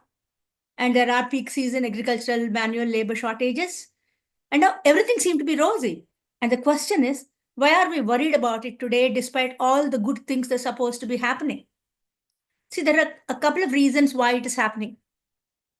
The most important one is that, next slide, please. So the most important one is that we have come to a new normal where everything seems to be changing in the world. So there is a recession, and then everybody is losing jobs all over the world. And then there is also, we have a large number of other problems which are related to trade, and then acquiring technology for development. And a large number of other bad things are happening in the world for us in India. And then at the same time, in fact, we have to live with all these odd situations and still develop. So what is it that went wrong with India? It only shows that it is sort of possible to have a good, robust economic indicators on one hand, and on the other hand, it is possible to sort of have a jobless growth and distress situation. So first, the government has put hopes on CapEx, that is capital expenditure, thinking that the infrastructure development will in fact bring more growth. And if the infrastructure is supposed to bring a lot of growth, and then, supposed to help people to get jobs. That didn't happen. Why didn't it happen? It's because all the infrastructure projects are yield only in the long run. I mean, they're not effective in the short run. That's number one. Number two is that all these infrastructure projects, in fact, have been returning a much lower returns. That is, capital output ratio, in fact, is increasing so much that then the returns on the capital investment is much lower. So it will never give you the type of return that you want to have. And so the capital expenditure increases did not help India at all. That's one thing. And the other thing is that there are a number of problems which we are facing. One of them happened to be declining wages, which have already everybody spoke about it. And then the next important thing is about the unemployment. What is happening actually in the country is that ever since 2018-19, there has been a sort of decline and in the growth rate. The growth rate has fallen because we did not really bother about any of these problems. And then happily, the government said that, there's nothing wrong in it. So the macro situation is very good. And that's what inflation has been controlled. And so everything should be right. But then the country is having only a jobless growth. And the actual incomes, real incomes have fallen. I mean, we have already seen that. And then they refuse to recognize the distress in the informal economy. The informal economy particularly lost its capacity to absorb more labor. That is very clear in one of those statistics that I've given. There is a productivity report which has been produced in the recent years, which of course goes only up to 2018. But at the same time, by then already the absorptive capacity of the small scale sector has fallen, and then probably it must have been fallen much more now. And even if the inflation rate is supposed to be very low, continuously, if you have even an average 6.18% of compound interest when inflation over a period of time, over 6 years, about 44% of your real worth is gone. And so you have a lot of problems. And all these problems are compounded by another important aspect, that is unemployment. We are saying that the country is doing very well. Our unemployment is only 3.2% in the rural and 4.9% in the urban areas. But then we have completely misrepresented the unemployment situation by using a sort of statistics, which is not correct to use. Anywhere in the world, unemployment means if a person is without any earning whatsoever, he is considered as unemployed. But as far as India is concerned, the usual, status unemployment means that even if he works for a few days in the entire year, he's considered as employed. The long periods of unemployment of his is completely ignored. And on the other hand, a large number of people, particularly women and others also, who are working in the family, who are helping the family enterprise, are considered as workers, even though they're not earning a pie. And so the very fact that we have not looked into the data and then corrected the type of statistics that we need to correct the unemployment situation has not been done.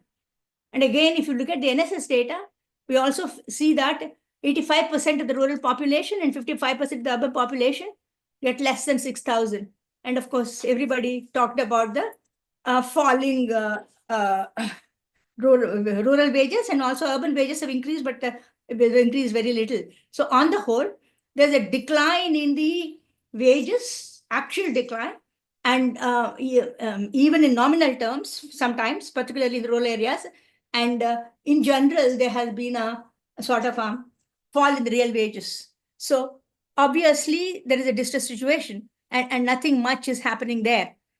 And as far as the agriculture is concerned, even though there are hardly any jobs which are being created there, they're talking about some schemes and giving some freebies to transferring some money to the cultivators and others, which is not of much use for the simple reason that the cost of production of, say, for example, 1 hectare of rice is more than 1 lakh, probably goes up to even 1 lakh 20,000 to 40,000. And even for wheat, the cost of production is something like about 70,000 rupees or so. And then the amount of money that has been given per farmer is in fact is minuscule. It'll only reduce his losses and nowhere to sort of regenerate the economy and particularly agricultural economy as such. So there's a big problem. And while we have the potential to make agriculture a driver of economic growth, nothing has been done. The investment has been coming down over a period of time. There's hardly any investment in the agricultural sector. And what all is happening is giving a few freebies. Now, this year, they're talking about giving more loans, and also they're talking about making seeds available and all that, and also talking about the aspirational districts. Exactly, aspirational district program, which in fact Nirmala Sitharaman particularly said has been successful. But then, if that had been successful, agriculture would have really prospered. If you go back to see during the heydays of agriculture, that is the 1980s, when really the Green Revolution period, when the labor absorption increased and the actual real wages went up, and then we had produced enough, and there wasn't as much distress as there is today. There was a IIDP program, that is Integrated Area Development Program, which has been put in place by Professor Swaminathan, and that really worked. And what did they do? The government has spent a lot of money on research and development, and there's a huge amount of support by way of extension workers actually going to the fields and helping the farmers. Today, the farmers depend only on the dealer who sells the seed which are produced by Cargill and, say, Monsanto, and then all the technical advice is taken from them. In such a situation, even if you distribute seeds, nothing is going to happen. And then that is, and all those programs that have been mentioned in the budget are not of much use to agriculture as such. And then the next section of population, which happened to be suffering, seemed to be the non-farm workers and also the urban non-farm workers. And most of them are particularly in what is called the MSME sector. So when we talk about MSME sector, the first M is micro, second S is small, and the next is the medium enterprises. So the micro sector hardly has any potential to employ people because most of them are self-employed and most of them are, in fact, eking out a living. And then the small sector is slightly better, but not capable of really improving employment. So the only sector which has got a potential of absorbing more labor happens to be the medium enterprises. And if you look at the composition of the SMSEs, we find that about 97.7% happen to be in the small enterprises sector, which really cannot, help employment. And the second one happens to be, I won't take very long. The second one happens to be the small sector with only 1.8%, and then the medium-sized enterprises that have employment potential are only as small as 0.8%. And probably these people also have a potential to develop. So this particular slide shows from 2008 to 17, unorganized sector employment growth has been negative. And the organized sector, in fact, grew up to 2007. So something like 2000, some mid-90s to 2003 happened to be the heyday of Indian economic growth. And then the heyday of agriculture happens to be sometime in 80s. And afterwards, by 2008-17 itself, there has been a negative absorption of labor in the unorganized sector. And particularly the total manufacturing sector, which is supposed to be the backbone of India and supposed to be the driver of growth, in fact, has no absorption capacity unless the medium industries, in fact, have been given some help and to really absorb some labor. But then there is a lot of problem as far as the medium enterprises are concerned, because these medium enterprises are something which have something like 50 crores to say 100 crores, or maybe they have increased it recently. But at the same time, they have like there's a lot of opportunities are there. They cannot survive because the governance depends on in the hands of the state. So for everything, the moment you are an entrepreneur, you right from the starting from registration to acquiring land and acquiring a water connection, acquiring an electrical connection, and then getting a number for GST. All these things are, require giving huge amount of bribes. So after paying all these bribes, the cost of production goes up so high, and then the profits that these people get will be very low. And then in such situations, there's no way that the medium-sized enterprises can survive, and that's the very reason why we have what is called the missing middle. So the others are of no use. Can we just round up, ma'am, if you don't mind? I'm not taking very long. No, I haven't. Please, I won't take very long. I'm just sure. Yeah. You want me to proceed? Do you want me to proceed? Go ahead. Shall I proceed? Yeah. Since you're coming to the budget now, it may be useful. Yeah, go ahead, sir. So, whatever relief that has been given to the MSMEs is not enough. And then there's just last point which I want to make. That's about the relief given to the middle classes. And the middle classes, of course, to whom the relief applies, probably constitute about 20 to 20% of the urban areas, because everybody, according to the latest NSS survey of 22-23, happened to be below that of the middle class level income and below the income tax levels as far as the rural areas are concerned. And so only in the urban areas, a few 25% of them fall into this category. But now the question is, can they be drivers of economic growth? The question is, what will they do with the additional income that they have? Most of them are also threatened with job losses. Let's not forget that. Even the middle class is threatened with the job losses, particularly with AI and the slowing down of the economy and all that. And so they may spend the money to hedge in gold and silver. They can also may buy electronics. All of them happen to be imported goods, which are not going to help the Indian economy anymore. And so we have to see where the money goes. And maybe there will be some amount of growth. We can't say no, because a part of the consumption, in fact, goes to the Indian goods. And so there may be a higher level of consumption, which may sort of increase our output and adds to the growth. It may add to the growth, there's no doubt about it, but does not mean that it will lead to the absorption of labor. It will still be a growth without jobs. So that can very much happen.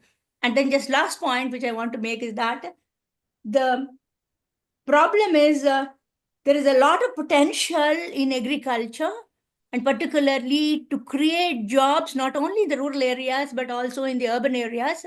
But then absolutely there is no investment at all. In fact, the data clearly shows that urban doesn't mean there is no distinction between urban rural, but the urban rural distinction is not equivalent to agricultural non-agricultural distinction, because a large number of semi-urban areas have got a lot of people who own land in the nearby villages. And so there is an incentive. There are people who are eager to invest, but at the same time, government has not done anything, and particularly the NREGA program has been really dumped, and that, of course, is very sad. Under these circumstances, it's rather difficult for India to become a sort of a superpower, or even to sort of provide sufficient number of jobs to the particularly the distressed sections of the population. That's in the rural sector and also in the urban sector where most of them happen to be informal workers. Thank you. Yeah, thank you so much for your presentation, ma'am. And of course, as long as if you're still talking about the bribes and what hurdles are created when by getting the license or opening a new concern and so on, then ease of doing business is still far cry. So if you have just reformed the labor laws in the name of ease of doing business and the rest of it remains the same, the rest of the structure remains the same as constrained as ever, then probably ease of doing business has not. I mean, of course, this budget also speaks about creating a healthy competition between the states by giving them their ranks of ease of doing business. Let's see how it unfolds. And of course, you spoke about the MSME sector and how that's the backbone, but the kind of MSME sector, the middle range MSME sector, which can actually create more jobs, are less in number. Thank you for that observation. And we will come back to you if there are more questions, of course. So, Professor Partha Pratim Sahu, sir, can we have you on rural skilling and employment potential and how the budget tries to address these issues? Thank you, ma'am. Am I audible? Yes. Okay. Yes, go ahead, sir. Thank you, ma'am. And I will try to highlight very simple.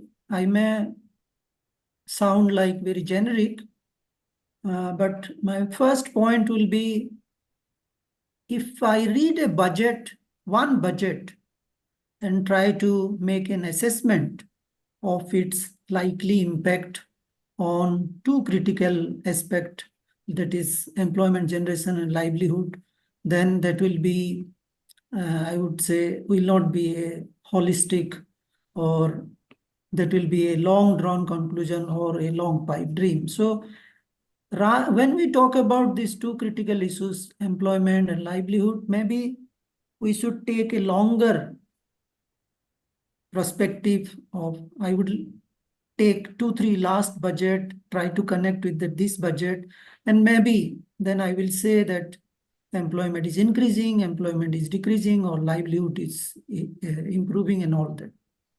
And I would also like to highlight or flag up some concerns of the rural people who are on the BOP, bottom of the pyramid, and who are directly or indirectly affected by budget, but they have no clue what is budget and how they are going to be affected. So we have people that segment we have both in rural and urban area, and who are affected by this budgetary provision announcement and all that, but they have no clue how they are going to be affected. So we can take a comprehensive view of 2-3 budgets, and I read budget in such a way that what are the 2-3 things we have promised in last 2-3 budget on employment creation and on livelihood improvement. Have we leveraged something on that? Can we leverage something on that? Continue that discussion? Or something new we also want to introduce, keeping in the next 2-3 years in mind. So that is very important, because you look at any budget, in every budget you will find that this budget will boost employment creation and also improve the quality of life. Every budget. There is no budget which does not talk about employment creation in different forms and content. And we have talking about all 4 perspectives. One, the growth-led employment creation. Let's grow, it will take care of everything. But all of us have said how our growth, the employment generating capacity of the growth has been questioned. So since 1991, we have been talking about the same narrative, jobless and jobless growth rate. And a lot of capital intensive production process is happening, because of which maybe employment, the kind of employment that we are, the number of employment that we are trying to foresee, we are not getting. For me, when I say employment, I am also more concerned about two things. One, the earning content of the employment. B, the sustainable. Because everybody, you go to rural area, people are doing something. So whether something is better than nothing or there is no alternative, Tina job kind of thing. But the budget, this budget and last through budget, 2-3 budgets and the forthcoming budget, if you will see now, government is trying to make a coherence and the budgetary provision announcement. They are trying to gel well with a bigger narrative that is called Viksit Bharat. And what kind of labor market we want to see in that Viksit Bharat in 2047, and maybe towards that, the quantity deficit and quality deficit in the labor market is both very important. And we still have distress-driven migration. Vidwarajan sir talked about that. We still have labor addas. A large chunk of workforce still engaged depend on informal labor market. Real wage rate is almost look like a flat. Universal social security is still a long due. So all these concerns are there. And I cannot expect everything to be, one cannot pack everything in one budget, but are we making significant movement in all these areas or not? That is very important. And we have done that.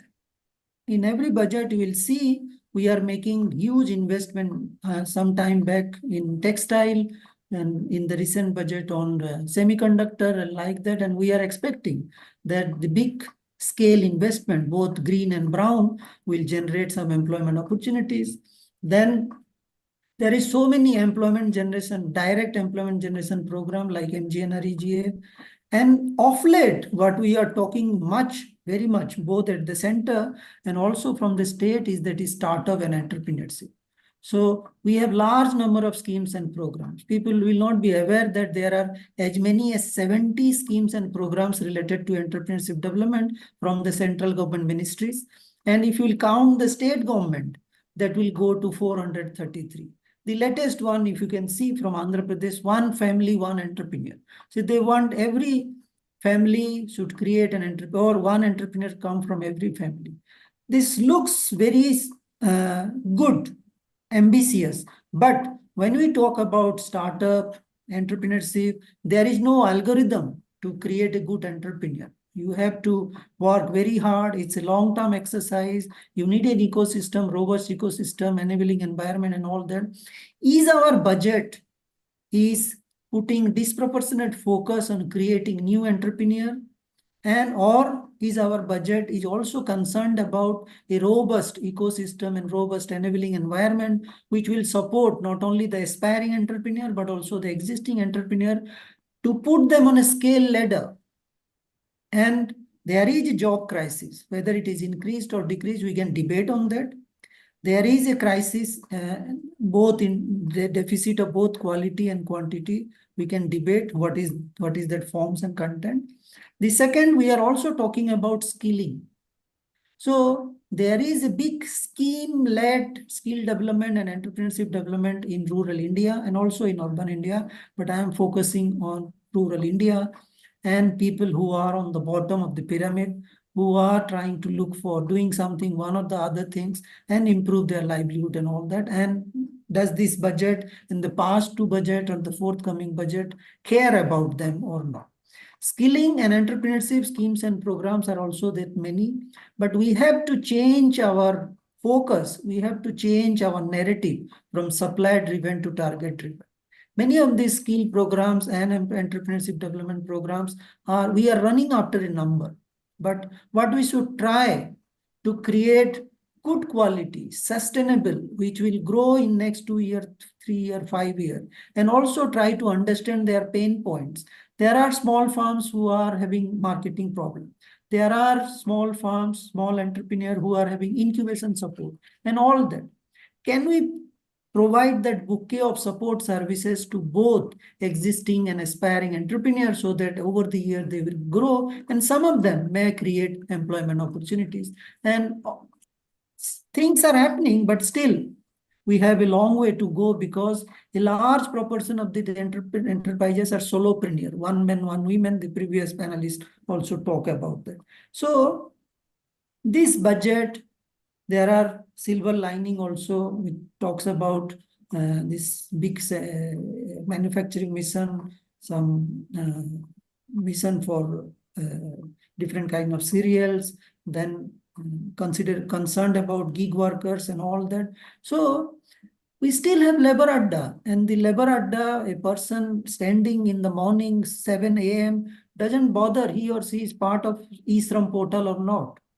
He or she is more concerned on that particular day whether somebody like you and me will pick them up or not.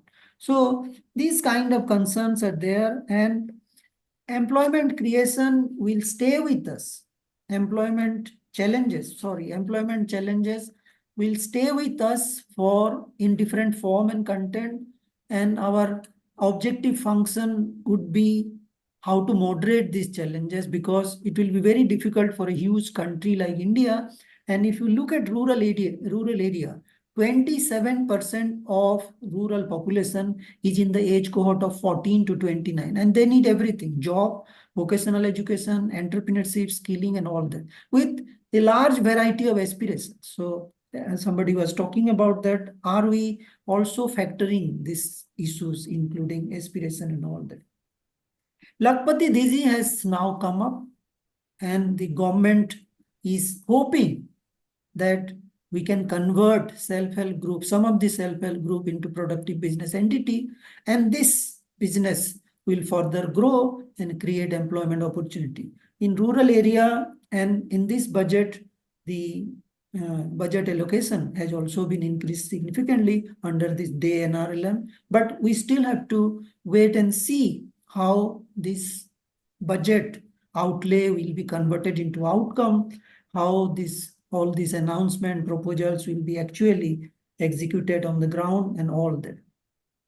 And last point I will make is that, are we making a transformational engagement with these two important aspects, that is employment and livelihood? Because when I say transformative engagement, I highlight three things. One is relevance, second is scale, and third is sustainable.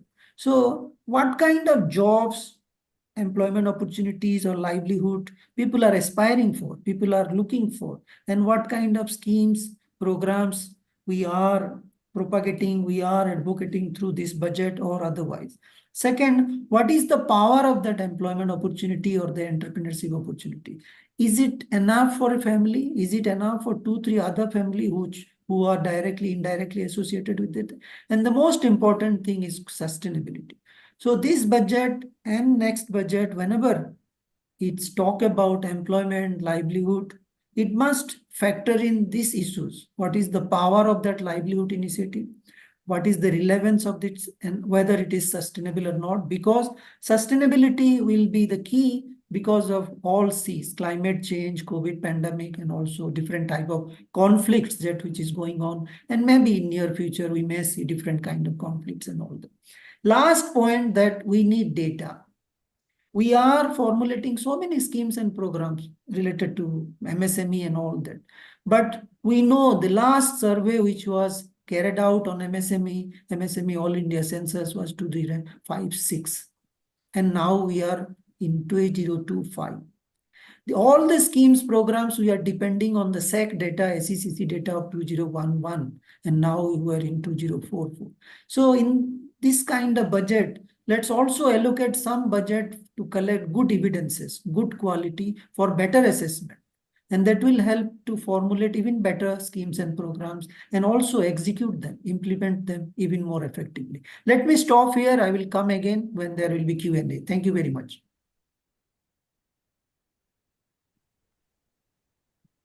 Thank you so much, sir, for you covered so many valid points. Number one, that there are just too many schemes, perhaps, and I was just wondering whether they crowd each other out.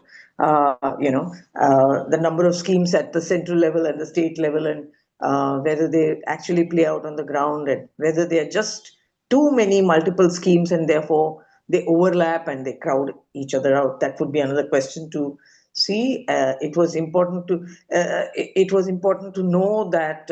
I mean, of course, realize once again that for NACA workers or ADDA workers, Ishram portal probably has no immediate relevance. And the last point that you made, asking the right questions. Answers can be found only if you ask.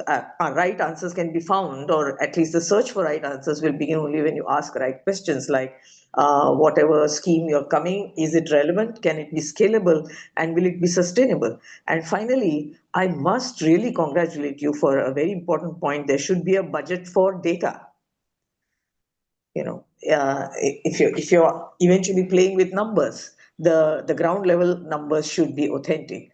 And thank you very much for your presentation, sir. Much to gain from there. And so, can we have Shri Uday Mishra focusing on skilling and employment, especially since we are talking about some 500 crores set aside for a center in to skill people in AI and new technology. How are we expected to move forward with the help coming from the budgetary policy in this area? So, Shivdev Mishra. Thank you, ma'am. How much time would I have? 5, 7 minutes? How much? Sure.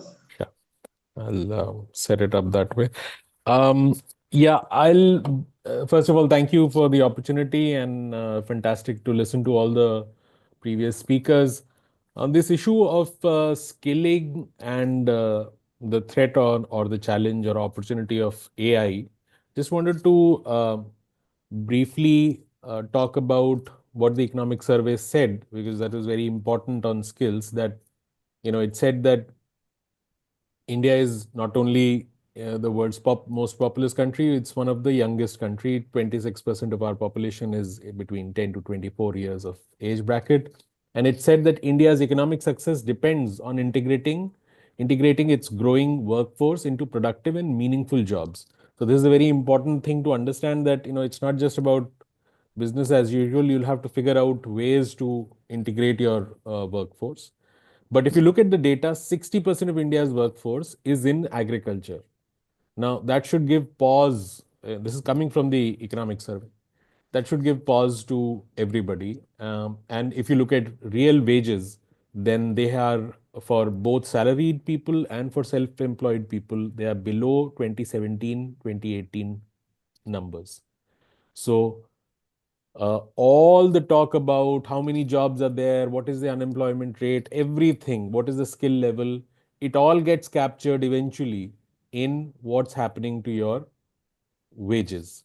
If real wages are below 2017-18 numbers, both for salaried and self-employed, then it tells you something quite substantial about what's happening to your people.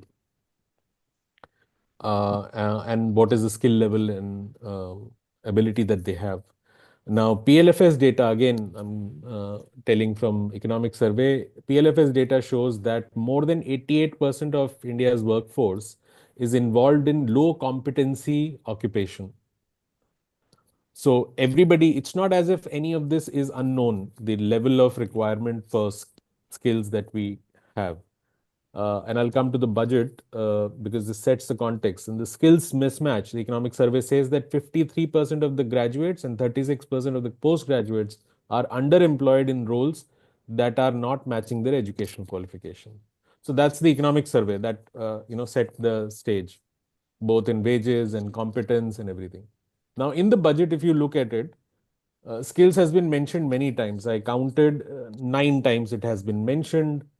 But it's like a spray of using the word skill or skilling in different contexts. Viksit Bharat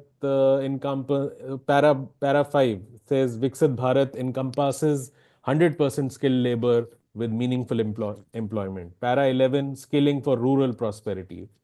Para 32, new scheme will be launched for the first time. For the first time, entrepreneurs, skilling will be provided. So this scheme will be launched later.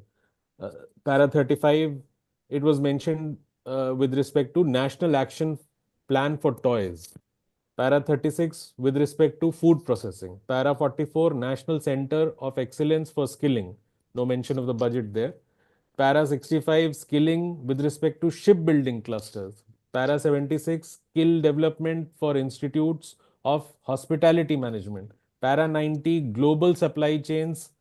It was said that our youth, in that context, it was said that the finance minister said that our youth has both skills and talent in reference to global supply chain. And for artificial intelligence, there was a reference in para 46 where it said that there'll be a new center for excellence in AI. And 500 crores was allocated. Now, I'll come to the allocations now. The 500 crores for the Center on AI for Education, 500 crores translates to $58 million. So you have to understand that AI is a global thing. It's a threat or opportunity at a global scale. You have companies in US investing billions of dollars. There's a between million and billion, there's a factor of 1,000. So obviously we are maybe not as rich a country, but you have to understand about what our priorities are if the center of excellence is for 500 crores, which is 58 million. Let me just come to the priority bit, because in this budget, the main story is that we have, the government has given 1 lakh crores to taxpayers as money to spend. So 1 lakh crore is a good number to have for context. How much do we spend on skill development, right? Sorry, my 5 minutes are roughly over. If you allow me to move No, go on. ahead, go ahead. How much do we spend? So I calculated since 2015-16, the budget for Ministry of Skill Development, right, has ranged between, if you calculate it as a percentage of the total expenditure that government makes, right, it has ranged from 0.03% to 0.11% in all these from 15-16 to now. For the coming year, that is the year that will come next financial year, so we don't know what will be actually spent, but they have promised a increase. They have actually doubled it from the current financial year and made it 0.12% of the total expenditure.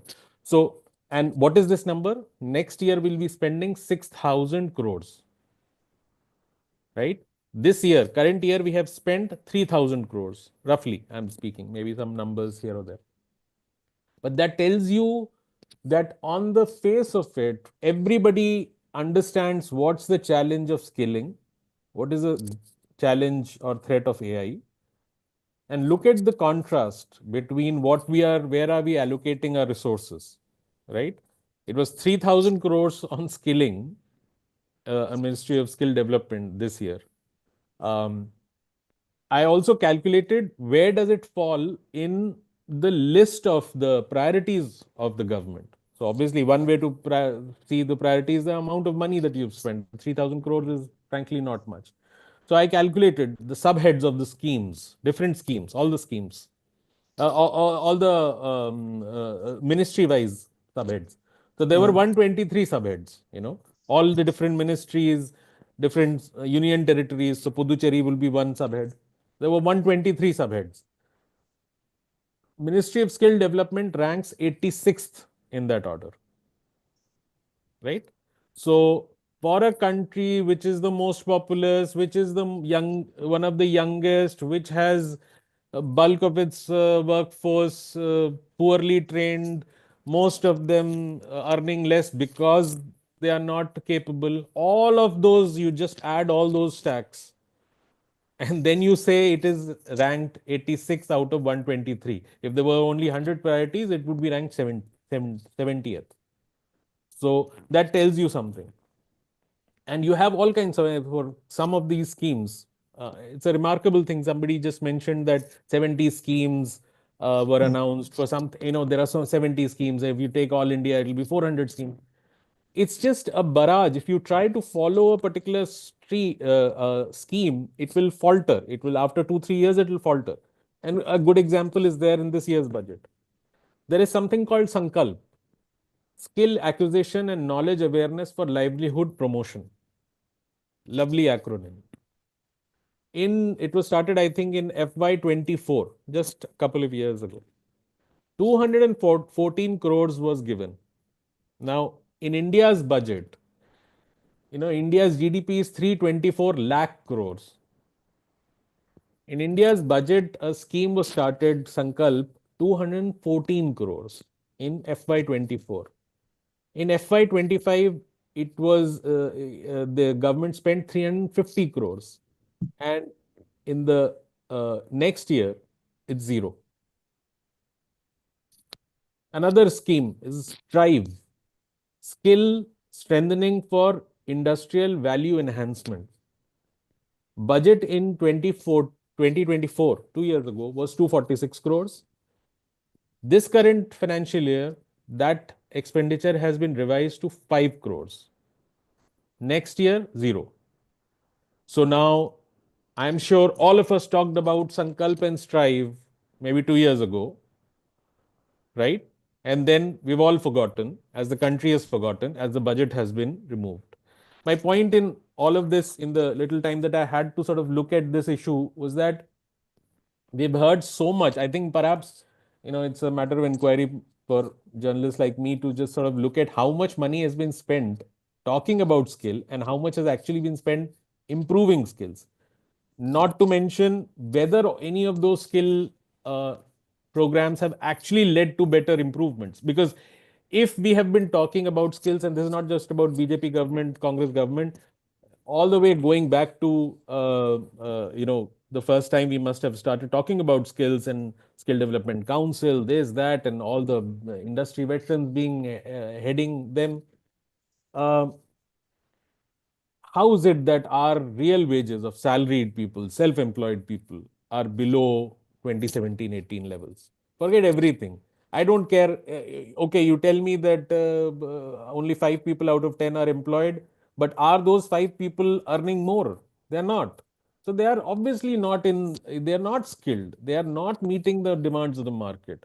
Both sides. India doesn't just have an employment problem, we also have an employability problem. If instead of a worker, I became a job giver, right? Became an entrepreneur, I'll also have a problem of people being unemployable. I can meet them and get. So, I mean, it's a massive problem. And frankly, it doesn't merit any serious discussion if you spend this amount of money. If you spend 3,000 rupees, 3,000 crores, right? In one of the financial years, not too long back, I calculated in 2022-23, so that's like 3 years ago, the total money spent by Ministry of Skill Development was 1,371 crores. Now, we are living in a world where this is the essential thing, and the doors are closing. We also talk about international migration and everything, but most countries are closing their doors. They would rather you stay in Bangalore and do some online thing. They don't want to see necessarily a brown person on their white streets. So frankly, xenophobia is very much there, and more of it will come. Not to mention the trade wars that are already on the way. So that may further put down chances of, even if you're terribly skilled, your product may not still sell because somebody's closed the door. On top of that, you have AI, which is where China is actually surprising US, right? With lower quality chips and less money, and with US actually targeting them on AI. I mean, it is just mind-boggling to imagine that we would spend 3,000 crores on skill development when our real wages are low, at a sort of a decadal kind of a low. unemployment, I mean, we are happy with our employment numbers. Everybody keeps repeating all employment metrics are good. India's employment metrics have improved primarily because women have joined the workforce because out of distress. They are doing stuff which ordinarily we would not want anybody to do, right? They don't earn that money. It's a distress kind of a job profile that India has increasingly. And so frankly, I don't know. I mean, it is so remarkably stark, the whole situation, that the numbers per se do not merit very serious discussion. Well, you can have a larger discussion anyway. So that's my, sorry, I'm perhaps taking double the time. Thank you. No, thank you so much. In with all your busy schedule, you came and gave us a very clear picture of what we aspire for and how much attention, in this case, money and allocation. Allocation is actually nation's attention or policymakers' attention on that particular field. So if we are aspiring for it and painting a very different picture of how we are going to move ahead with education, with health, and with training, and with skill development, and so on. But we are spending, all the important sectors that we mentioned in the beginning, that Honorable Finance Minister mentions, like MSME or agriculture or education, health, and so on. None of them have more than 3% of allocation. None of them have more than 3% allocation. It would range from 1.9 to 2.5. Education has 2.5, and so on. So, it's something to notice. And in fact, what you have done right now by pointing out that Sankalp ran for 2 years and then there was no Sankalp, and so on. It actually once again corroborates what Professor Sahu has been saying, that we need to find out schemes which are relevant, which can be scalable, and finally which can be sustained. So if it is an unsustainable thing, it's like, knee-jerk approach. And it's surprising that this government, which is now there for the third term, should opt for such things, because, there's no danger. And you can consistently go towards a particular path, which is what it did. We went for large capex for a very long time, thinking that it will crowd in investment. Okay, as students of economics, we had heard about crowding out. For the first time, we heard something called crowding in.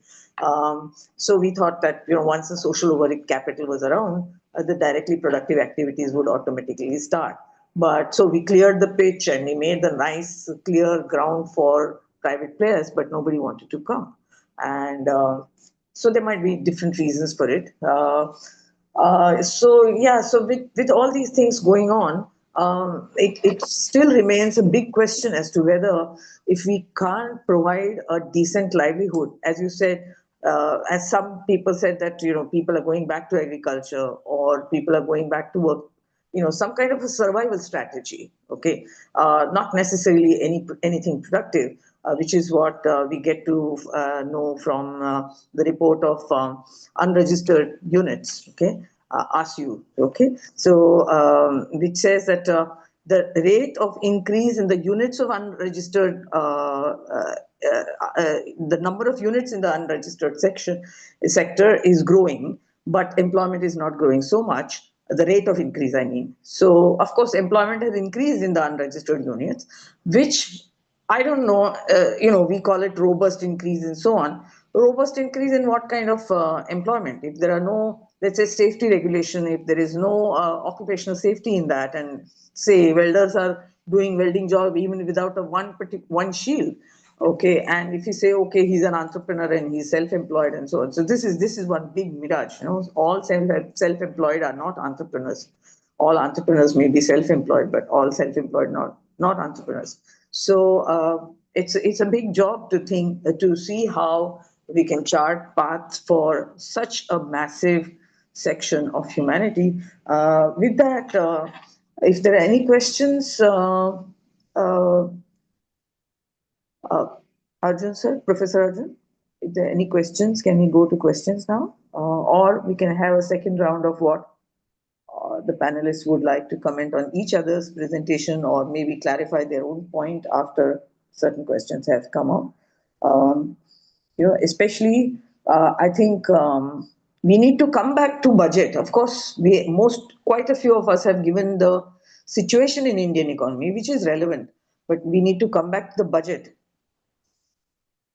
with complete realization that one budget cannot solve all problems. Yes, one budget cannot solve all problems, but we have to see what tiny steps, if at all, have been taken in the direction of amelioration of, say, poverty. We don't talk about poverty in this. We just say zero poverty, right? Are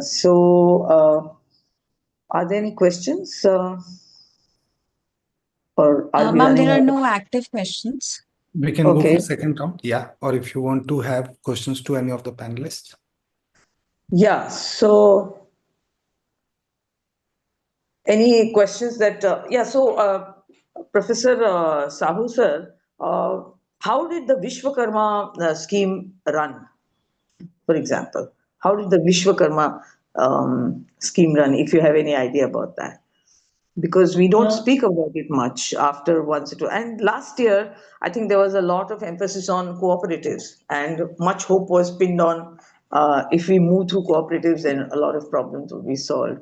And all of a sudden, this budget doesn't mention any of that. So if anyone would like to come up and... PM Vishwakarma, it has been started, and still I would say that we have to wait for some time more to get a better assessment, because after it was announced, they created a portal.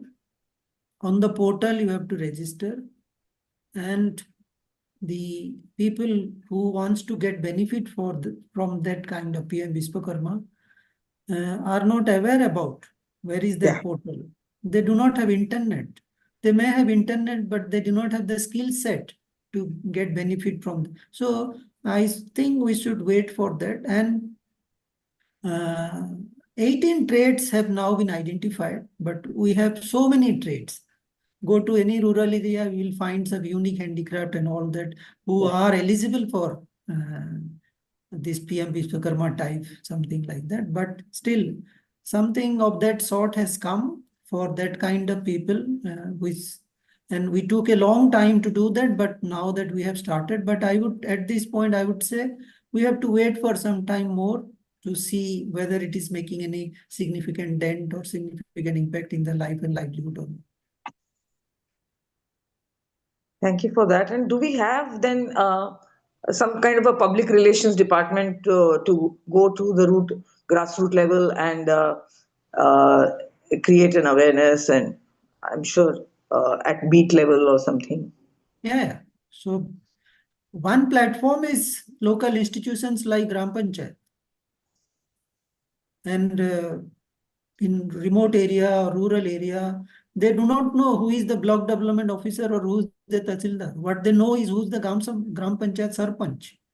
So if we can capacitate local institutions, and if local institution will agree to work with other stakeholders like self-help group, and maybe many CSRs also now working in that same space, if you can join hands, coordinate with each other, talk to each other, then we will see very good result from small programs like this also. Yeah.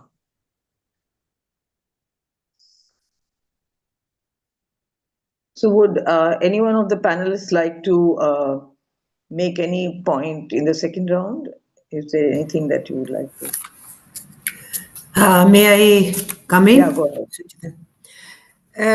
One is the statement made was that migration should be option and not necessity. This is what Finance Minister said. But the truth of the matter which India should confront is that there is a distress migration. And if we have to control it, we have to spend more money on MSMEs to grow, as well as there should be direct job creation These indirect methods and only giving benefits to employers are not going to help workforce. This one point I wanted to add. I agree with one of the panelists that schemes are there, but then there is no accountability if those schemes are really working down or not. We have seen that many of these schemes are only announced and nothing comes out. This is the experience of as far as we workers are concerned. Then this e-Shram portal was brought only with the Supreme Court's direction. But claiming that there are 29 crore registered on that, but there are no benefits coming. Only in elections we found in UP and in one more place, e-Shram was used to transfer the money just 2 days before the polling day. So then this e-Shram portal, only you have names and registration and you can count the numbers, but nothing is coming out as far as working class experience goes. Similarly, now what they are trying to do is that they are doing a Samadhan portal. Now, our workers, the poor workers, vast majority who are informal economy workers, they had some places where they could go. Now they are saying you register your complaints there. So the workers are getting it difficult to get themselves registered as BD workers, construction workers and all. Now for Samadhan portal, they taking complaint, nobody is going to listen. They go to cyber cafes to register or they come to the trade unions that you please register us. So this we have been telling with the labor ministry and various departments that you keep both the methods, those who can do online, little bit aware and all, and those who are not at all online, they rather spend money from their pocket to go to cyber cafes. So this should be this physical method, accessibility, the institutions, the offices should be accessible. But to our dismay, the accessibility is rather being shrunk, and that will be more damaging for the workforce. Another point which I want to add, there were sanction posts about 60 lakh in the central and state government employees. And if you do not fill up those posts for 2 or 3 years, then the sanction post lapses. And what has happened all these years, those posts are not filled, outsourcing, contractorization, casualization happened. And the result is today only 13-14 lakh sanction posts remain because others are not filled up. These whatever is remain in this budget also, there is nothing of the sort or any promise that our young will have some better job situation. So that is also happening. Sanction post is not getting. Ultimately, it is jobless growth and job losses. Both things are happening. So this budget will once again perpetuate this trend as far as this is concerned. And wage loss will not stop. And with one of the presenter panelists definitely told the kind of dangers which we are witnessing if the issue of 100% tariff on countries and if those kinds of things which Trump is talking, if we find it further difficult, then we are going to be in a much bigger problem than we are. So there is no continuity, as just now it was being told that you announce something and next year you find it is not there. This was being told by the last panelist.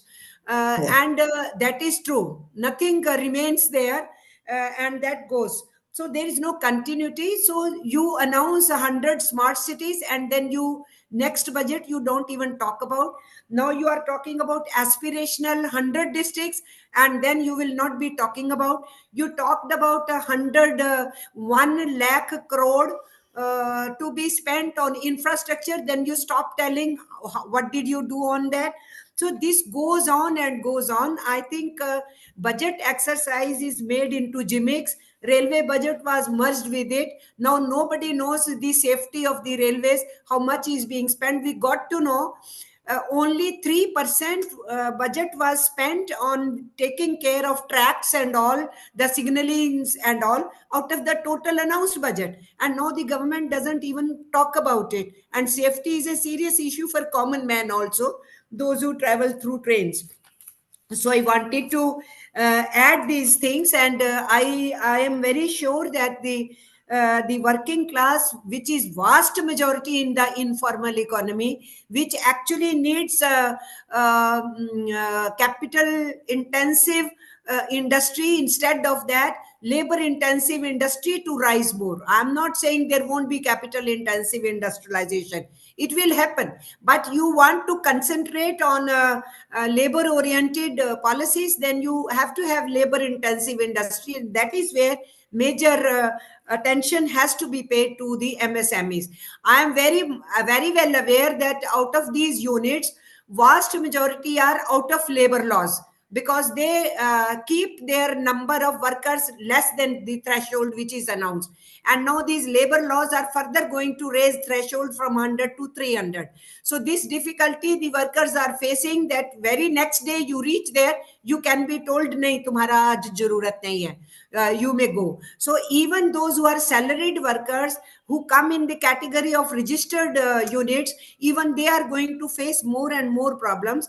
And this trend of having outsourced works, all big institutions, the government departments, everywhere, most of the work has been outsourced, which is called as you see, less paying jobs. Class C, class D is mostly outsourced already, in universities, in institutions, in courts, everywhere, in hospitals. So there is no hope at present. I should say this budget doesn't give us hope. And next time, in the next budget, we won't be hearing some of these terms which were used in this budget. We will be hearing something else. So the budget is not eyeing on how India progressively, so that in every budget you tell what we achieved through last budget, and then you say now we are moving in this direction. Our experience was not good here, we are changing this course. So that needs to be told. That is not being done. So for last 10 years, it is only every time some new statements and then camouflaging around it, and a lots of publicity. And presently the publicity is going on. When we were asking for 8th pay commission, government said we will not give you. And as soon as the elections have come, they have announced 8th pay commission. We do not know what will be the conditions of that pay commission. And we were saying that middle class should get some leverage on income tax paying thing. And now suddenly they have come out with this thing. And we know the actual thing is not what they are announcing. The real thing is that people were already almost out of 9 crore, 7 crore were already benefiting, not paying income tax out of these 9 crore income taxpayers. So only 2 crore are going to benefit among the middle classes. But vast majority, as one of the panelists said, income tax लगाएंगे, लेकिन income होना चाहिए ना पहले. If there is no income, where is the income tax? This one of the panelists said, which is very true. So we are not hopeful as far as this budget is concerned. We think the distress will continue, agrarian crisis will also continue, and the workers' tragedy will also continue. Yeah, thank you for your observations. I hope situation may not be that grim in reality. We all live on hope. Okay, उम्मीद पे दुनिया कायम है, right? So it's an important observation that yesterday I was in another session regarding budget discussion in Mumbai, and so one common thing that came out was, for example, how much of the observations or the recommendations mentioned in the economic survey get translated into budget, and whatever is allocated and announced in the budget, how much of that really comes on the ground? And as you said, ma'am, how much of that gets achieved and how much, therefore, we need to rework. And in case those goals were not relevant anymore, and therefore, if you're going to shift our trajectory, any explanation for that? So this is a basic accountability, because it's all everybody's money, right? So, for example, if you look at, let's say, the data produced by DIPP, Director of Industrial Promotion, Production and Promotion, you find that the PLI scheme, which was announced for 14 sectors, all the targets regarding investment, employment, and income generation, or rather output, sales, okay? Investment, sales, and employment. None of these targets are met in any of those 14 sectors. So what I did was, it's very difficult to actually reproduce the entire 14 sectors in all these 3 parameters. But if you just look at the aggregate level of employment, there is about 500 times gap between what was expected to happen and what has actually happened. So something like 1 lakh million people have actually got jobs, whereas the projection was 59 lakh. So that's a gap we have. And what we have done after that is that we have only added more industries in PLI scheme. So there's something lacking in probably introspection and the clarity of ideas, and which is why there is the jumping from one scheme to another scheme, and probably just the desire for projection rather than actual action on the ground. But yeah, so any other comments? Yeah. Suchitra ji, just I want to add here that as many, one is you gave the comparison on PLI, how much it was supposed to be, and 500 times it was different. Another is how many jobs are lost and how many jobs are actually created. So there is also a very big a big gap, and this is never informed how many. Like in AI, so many jobs will be lost and some will be created. That gap will be there, which is not informed to us. Another point about gig, they are talking very big. Gig will be covered, gig workers and all. Truth of the matter is that they are not ready to discuss about employer-employee relationship at all. This whole thing, this scheme will not come on board. They are saying they will be covered in social security and all. Our experience of other workers being told that they will be covered in social security, it never happened. So about them, until and unless you pin down that you accept that they are a worker, they say they are a business partner, somebody says something else. So first make them visible that they are workers doing some work. Until and unless you do that, all your schemes will again fall down. And many of those who join this app based work, barring those who are in Uber or Ola, even they are shifting the work. Others are having it a stopgap arrangement for 1 year, 2 year, 3 year. Those boys and girls are searching for better avenues than this gig work, which doesn't have any fixed working hours. You don't know what time they will be working and how many times they will be working, how much incentive they will get, and out of that incentive also they are rushing and meeting with accidents, because if their time they take less, then the incentive is okay, otherwise the money is cut down. So lot is being talked. Gig government is claiming as if they are doing a very big thing. Rather, we are worried that social security funds of our EPF, of our various construction workers or the BD workers or the mineral board, government has eye on taking those funds and pushing at one place. They have an eye on EPF funds. So for us, when they say 80,000 crores are lying with the ESI, so then we suddenly worry what is going to happen, or so much money lying with the construction welfare board. So these things Yes. are there. Government is eating into the money which is there for workers, which is very, very bad. Yes. Professor Acharya, would you like to come in and add any comment or any remarks on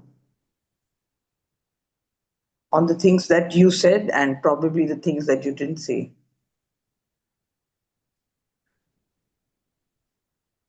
Can you hear me now? Yeah. All right. The one thing I wanted to say is that budget is a statement of fiscal policy. And we've been talking about a long-term fiscal policy for what, 25 years now, maybe more. But we've never had a long-term fiscal policy. In each budget is a unique statement which expires at the end of the year. And as Raj Krishna, an economist of the yesteryears, he used to say, in Hindi, he used to say, मंदिर में यदि कोई मूर्ति आ जाती है तो दोबारा हटती नहीं है. It's the same thing. If you start a program, it never closes. We did a recent study for the ILO where we found out there are as many as about 208 social welfare programs, out of which virtually 200 are never known.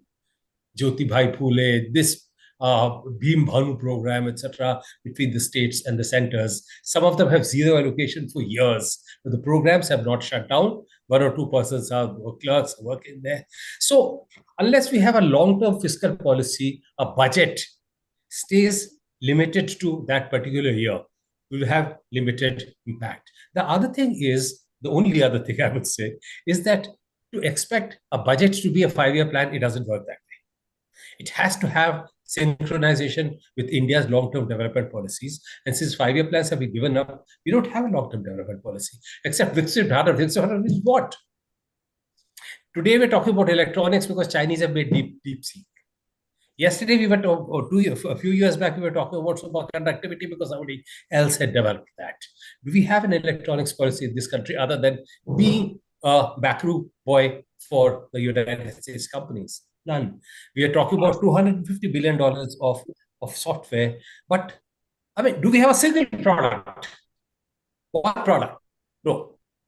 So unless it makes sense for that specific period for very specific government-run programs, period, it doesn't have, it's not a development proposition unless we have a link of a long-term with a long-term fiscal policy and other development policies. Thank you.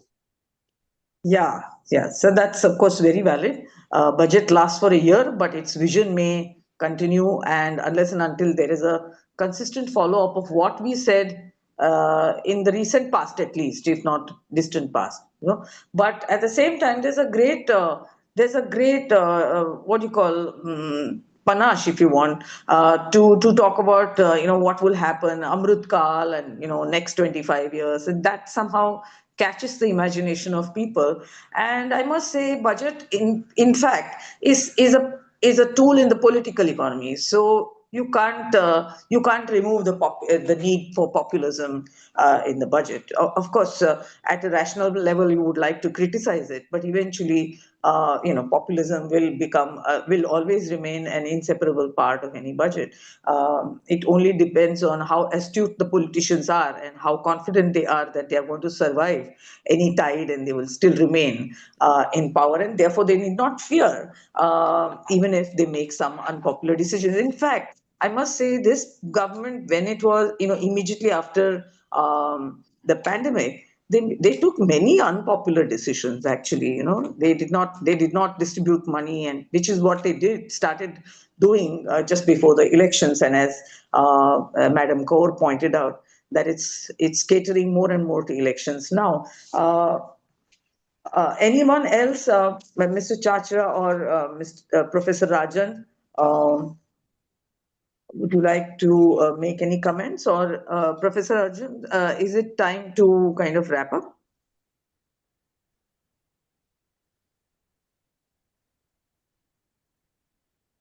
In the meantime, anyone else wants to add, or is there any questions on each other's presentation, any doubts on each other's area of presentation? Professor Virpa, would you like to add anything that you have said, or comment on what others have said?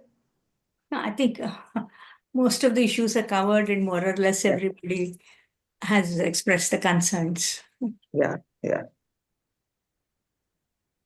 So, Professor Arjun, is it time to wrap up? Ma'am, we can have your closing remarks, then we can conclude, or any way forward remarks from any of the panelists? Right.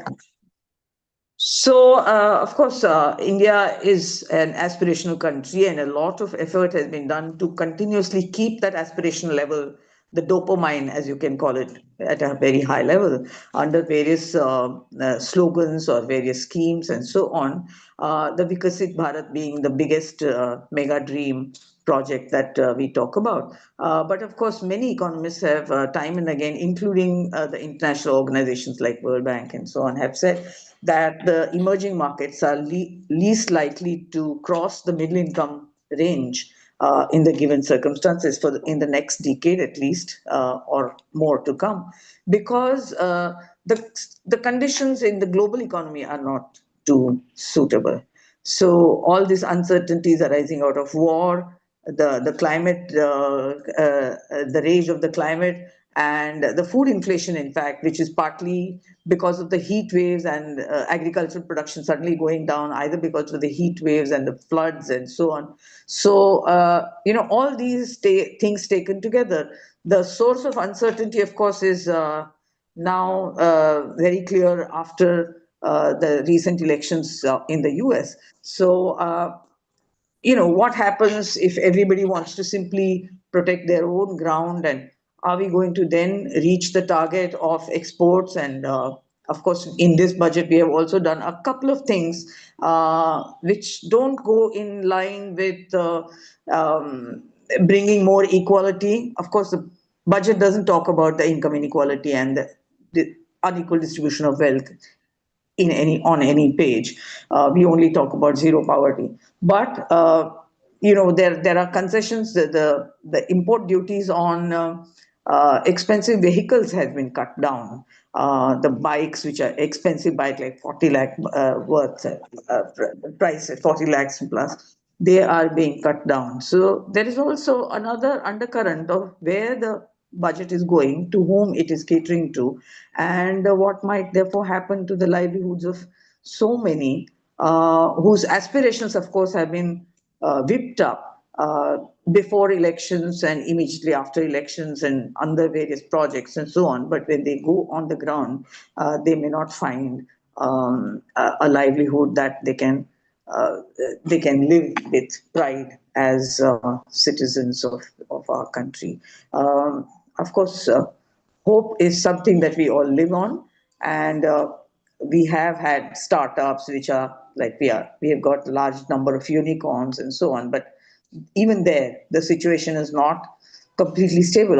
Uncertainty is actually the hallmark of the startups, and so on every ground we are pushing our effort on, but to sustain it and to scale it and keep our attention on where if you're talking about one particular sector growing, how much allocation are we giving? Is there any mismatch between that?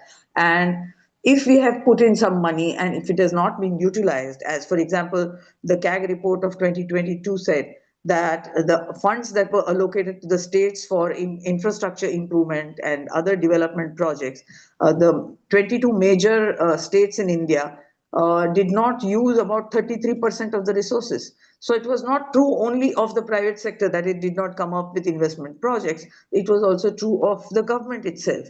So what was lacking? Did we really miss out on not giving enough cash during, say, pandemic? What exactly is going wrong? So, there is an input and there's some output and there's some process where there's, probably we lack attention on that process. As Professor Sahu pointed out, that there are just numerous schemes and eating up into probably each other's, area, and not much comes out of it. Hopefully, at some point, reason will prevail and we will find some way out. But it doesn't look like Vikasit Bharat is a likely realizable dream as of now, at least till the world settles down in terms of wars and in terms of tariff wars and physical wars, I mean. Okay, so with that note, let's hope next year we meet again with slightly more optimistic note, if possible. With that, I thank Professor Arjun for giving us this opportunity of coming together and sharing ideas. We are all concerned about India. We are all concerned about the way things are moving, and we all desire a better India, a better, more peaceful and more productive and a more prosperous India. With that, thank you once again. Thank you, ma'am. I now would like to proceed with a formal vote of thanks.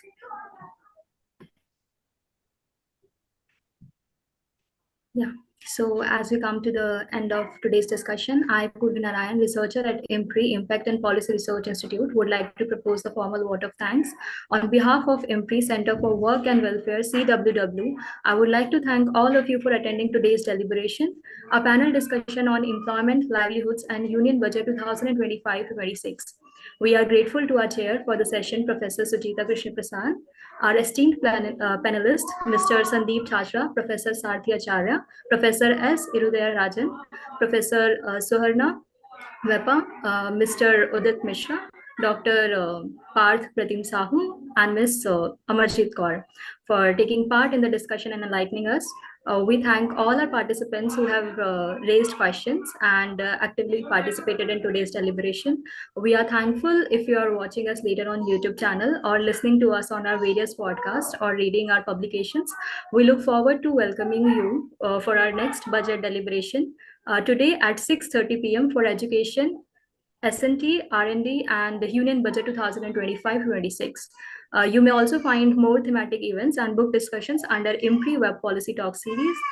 We hope you continue to join in future to IMPRI Web Policy Talk and Web Policy Learning. Wishing you a good evening. Thank you.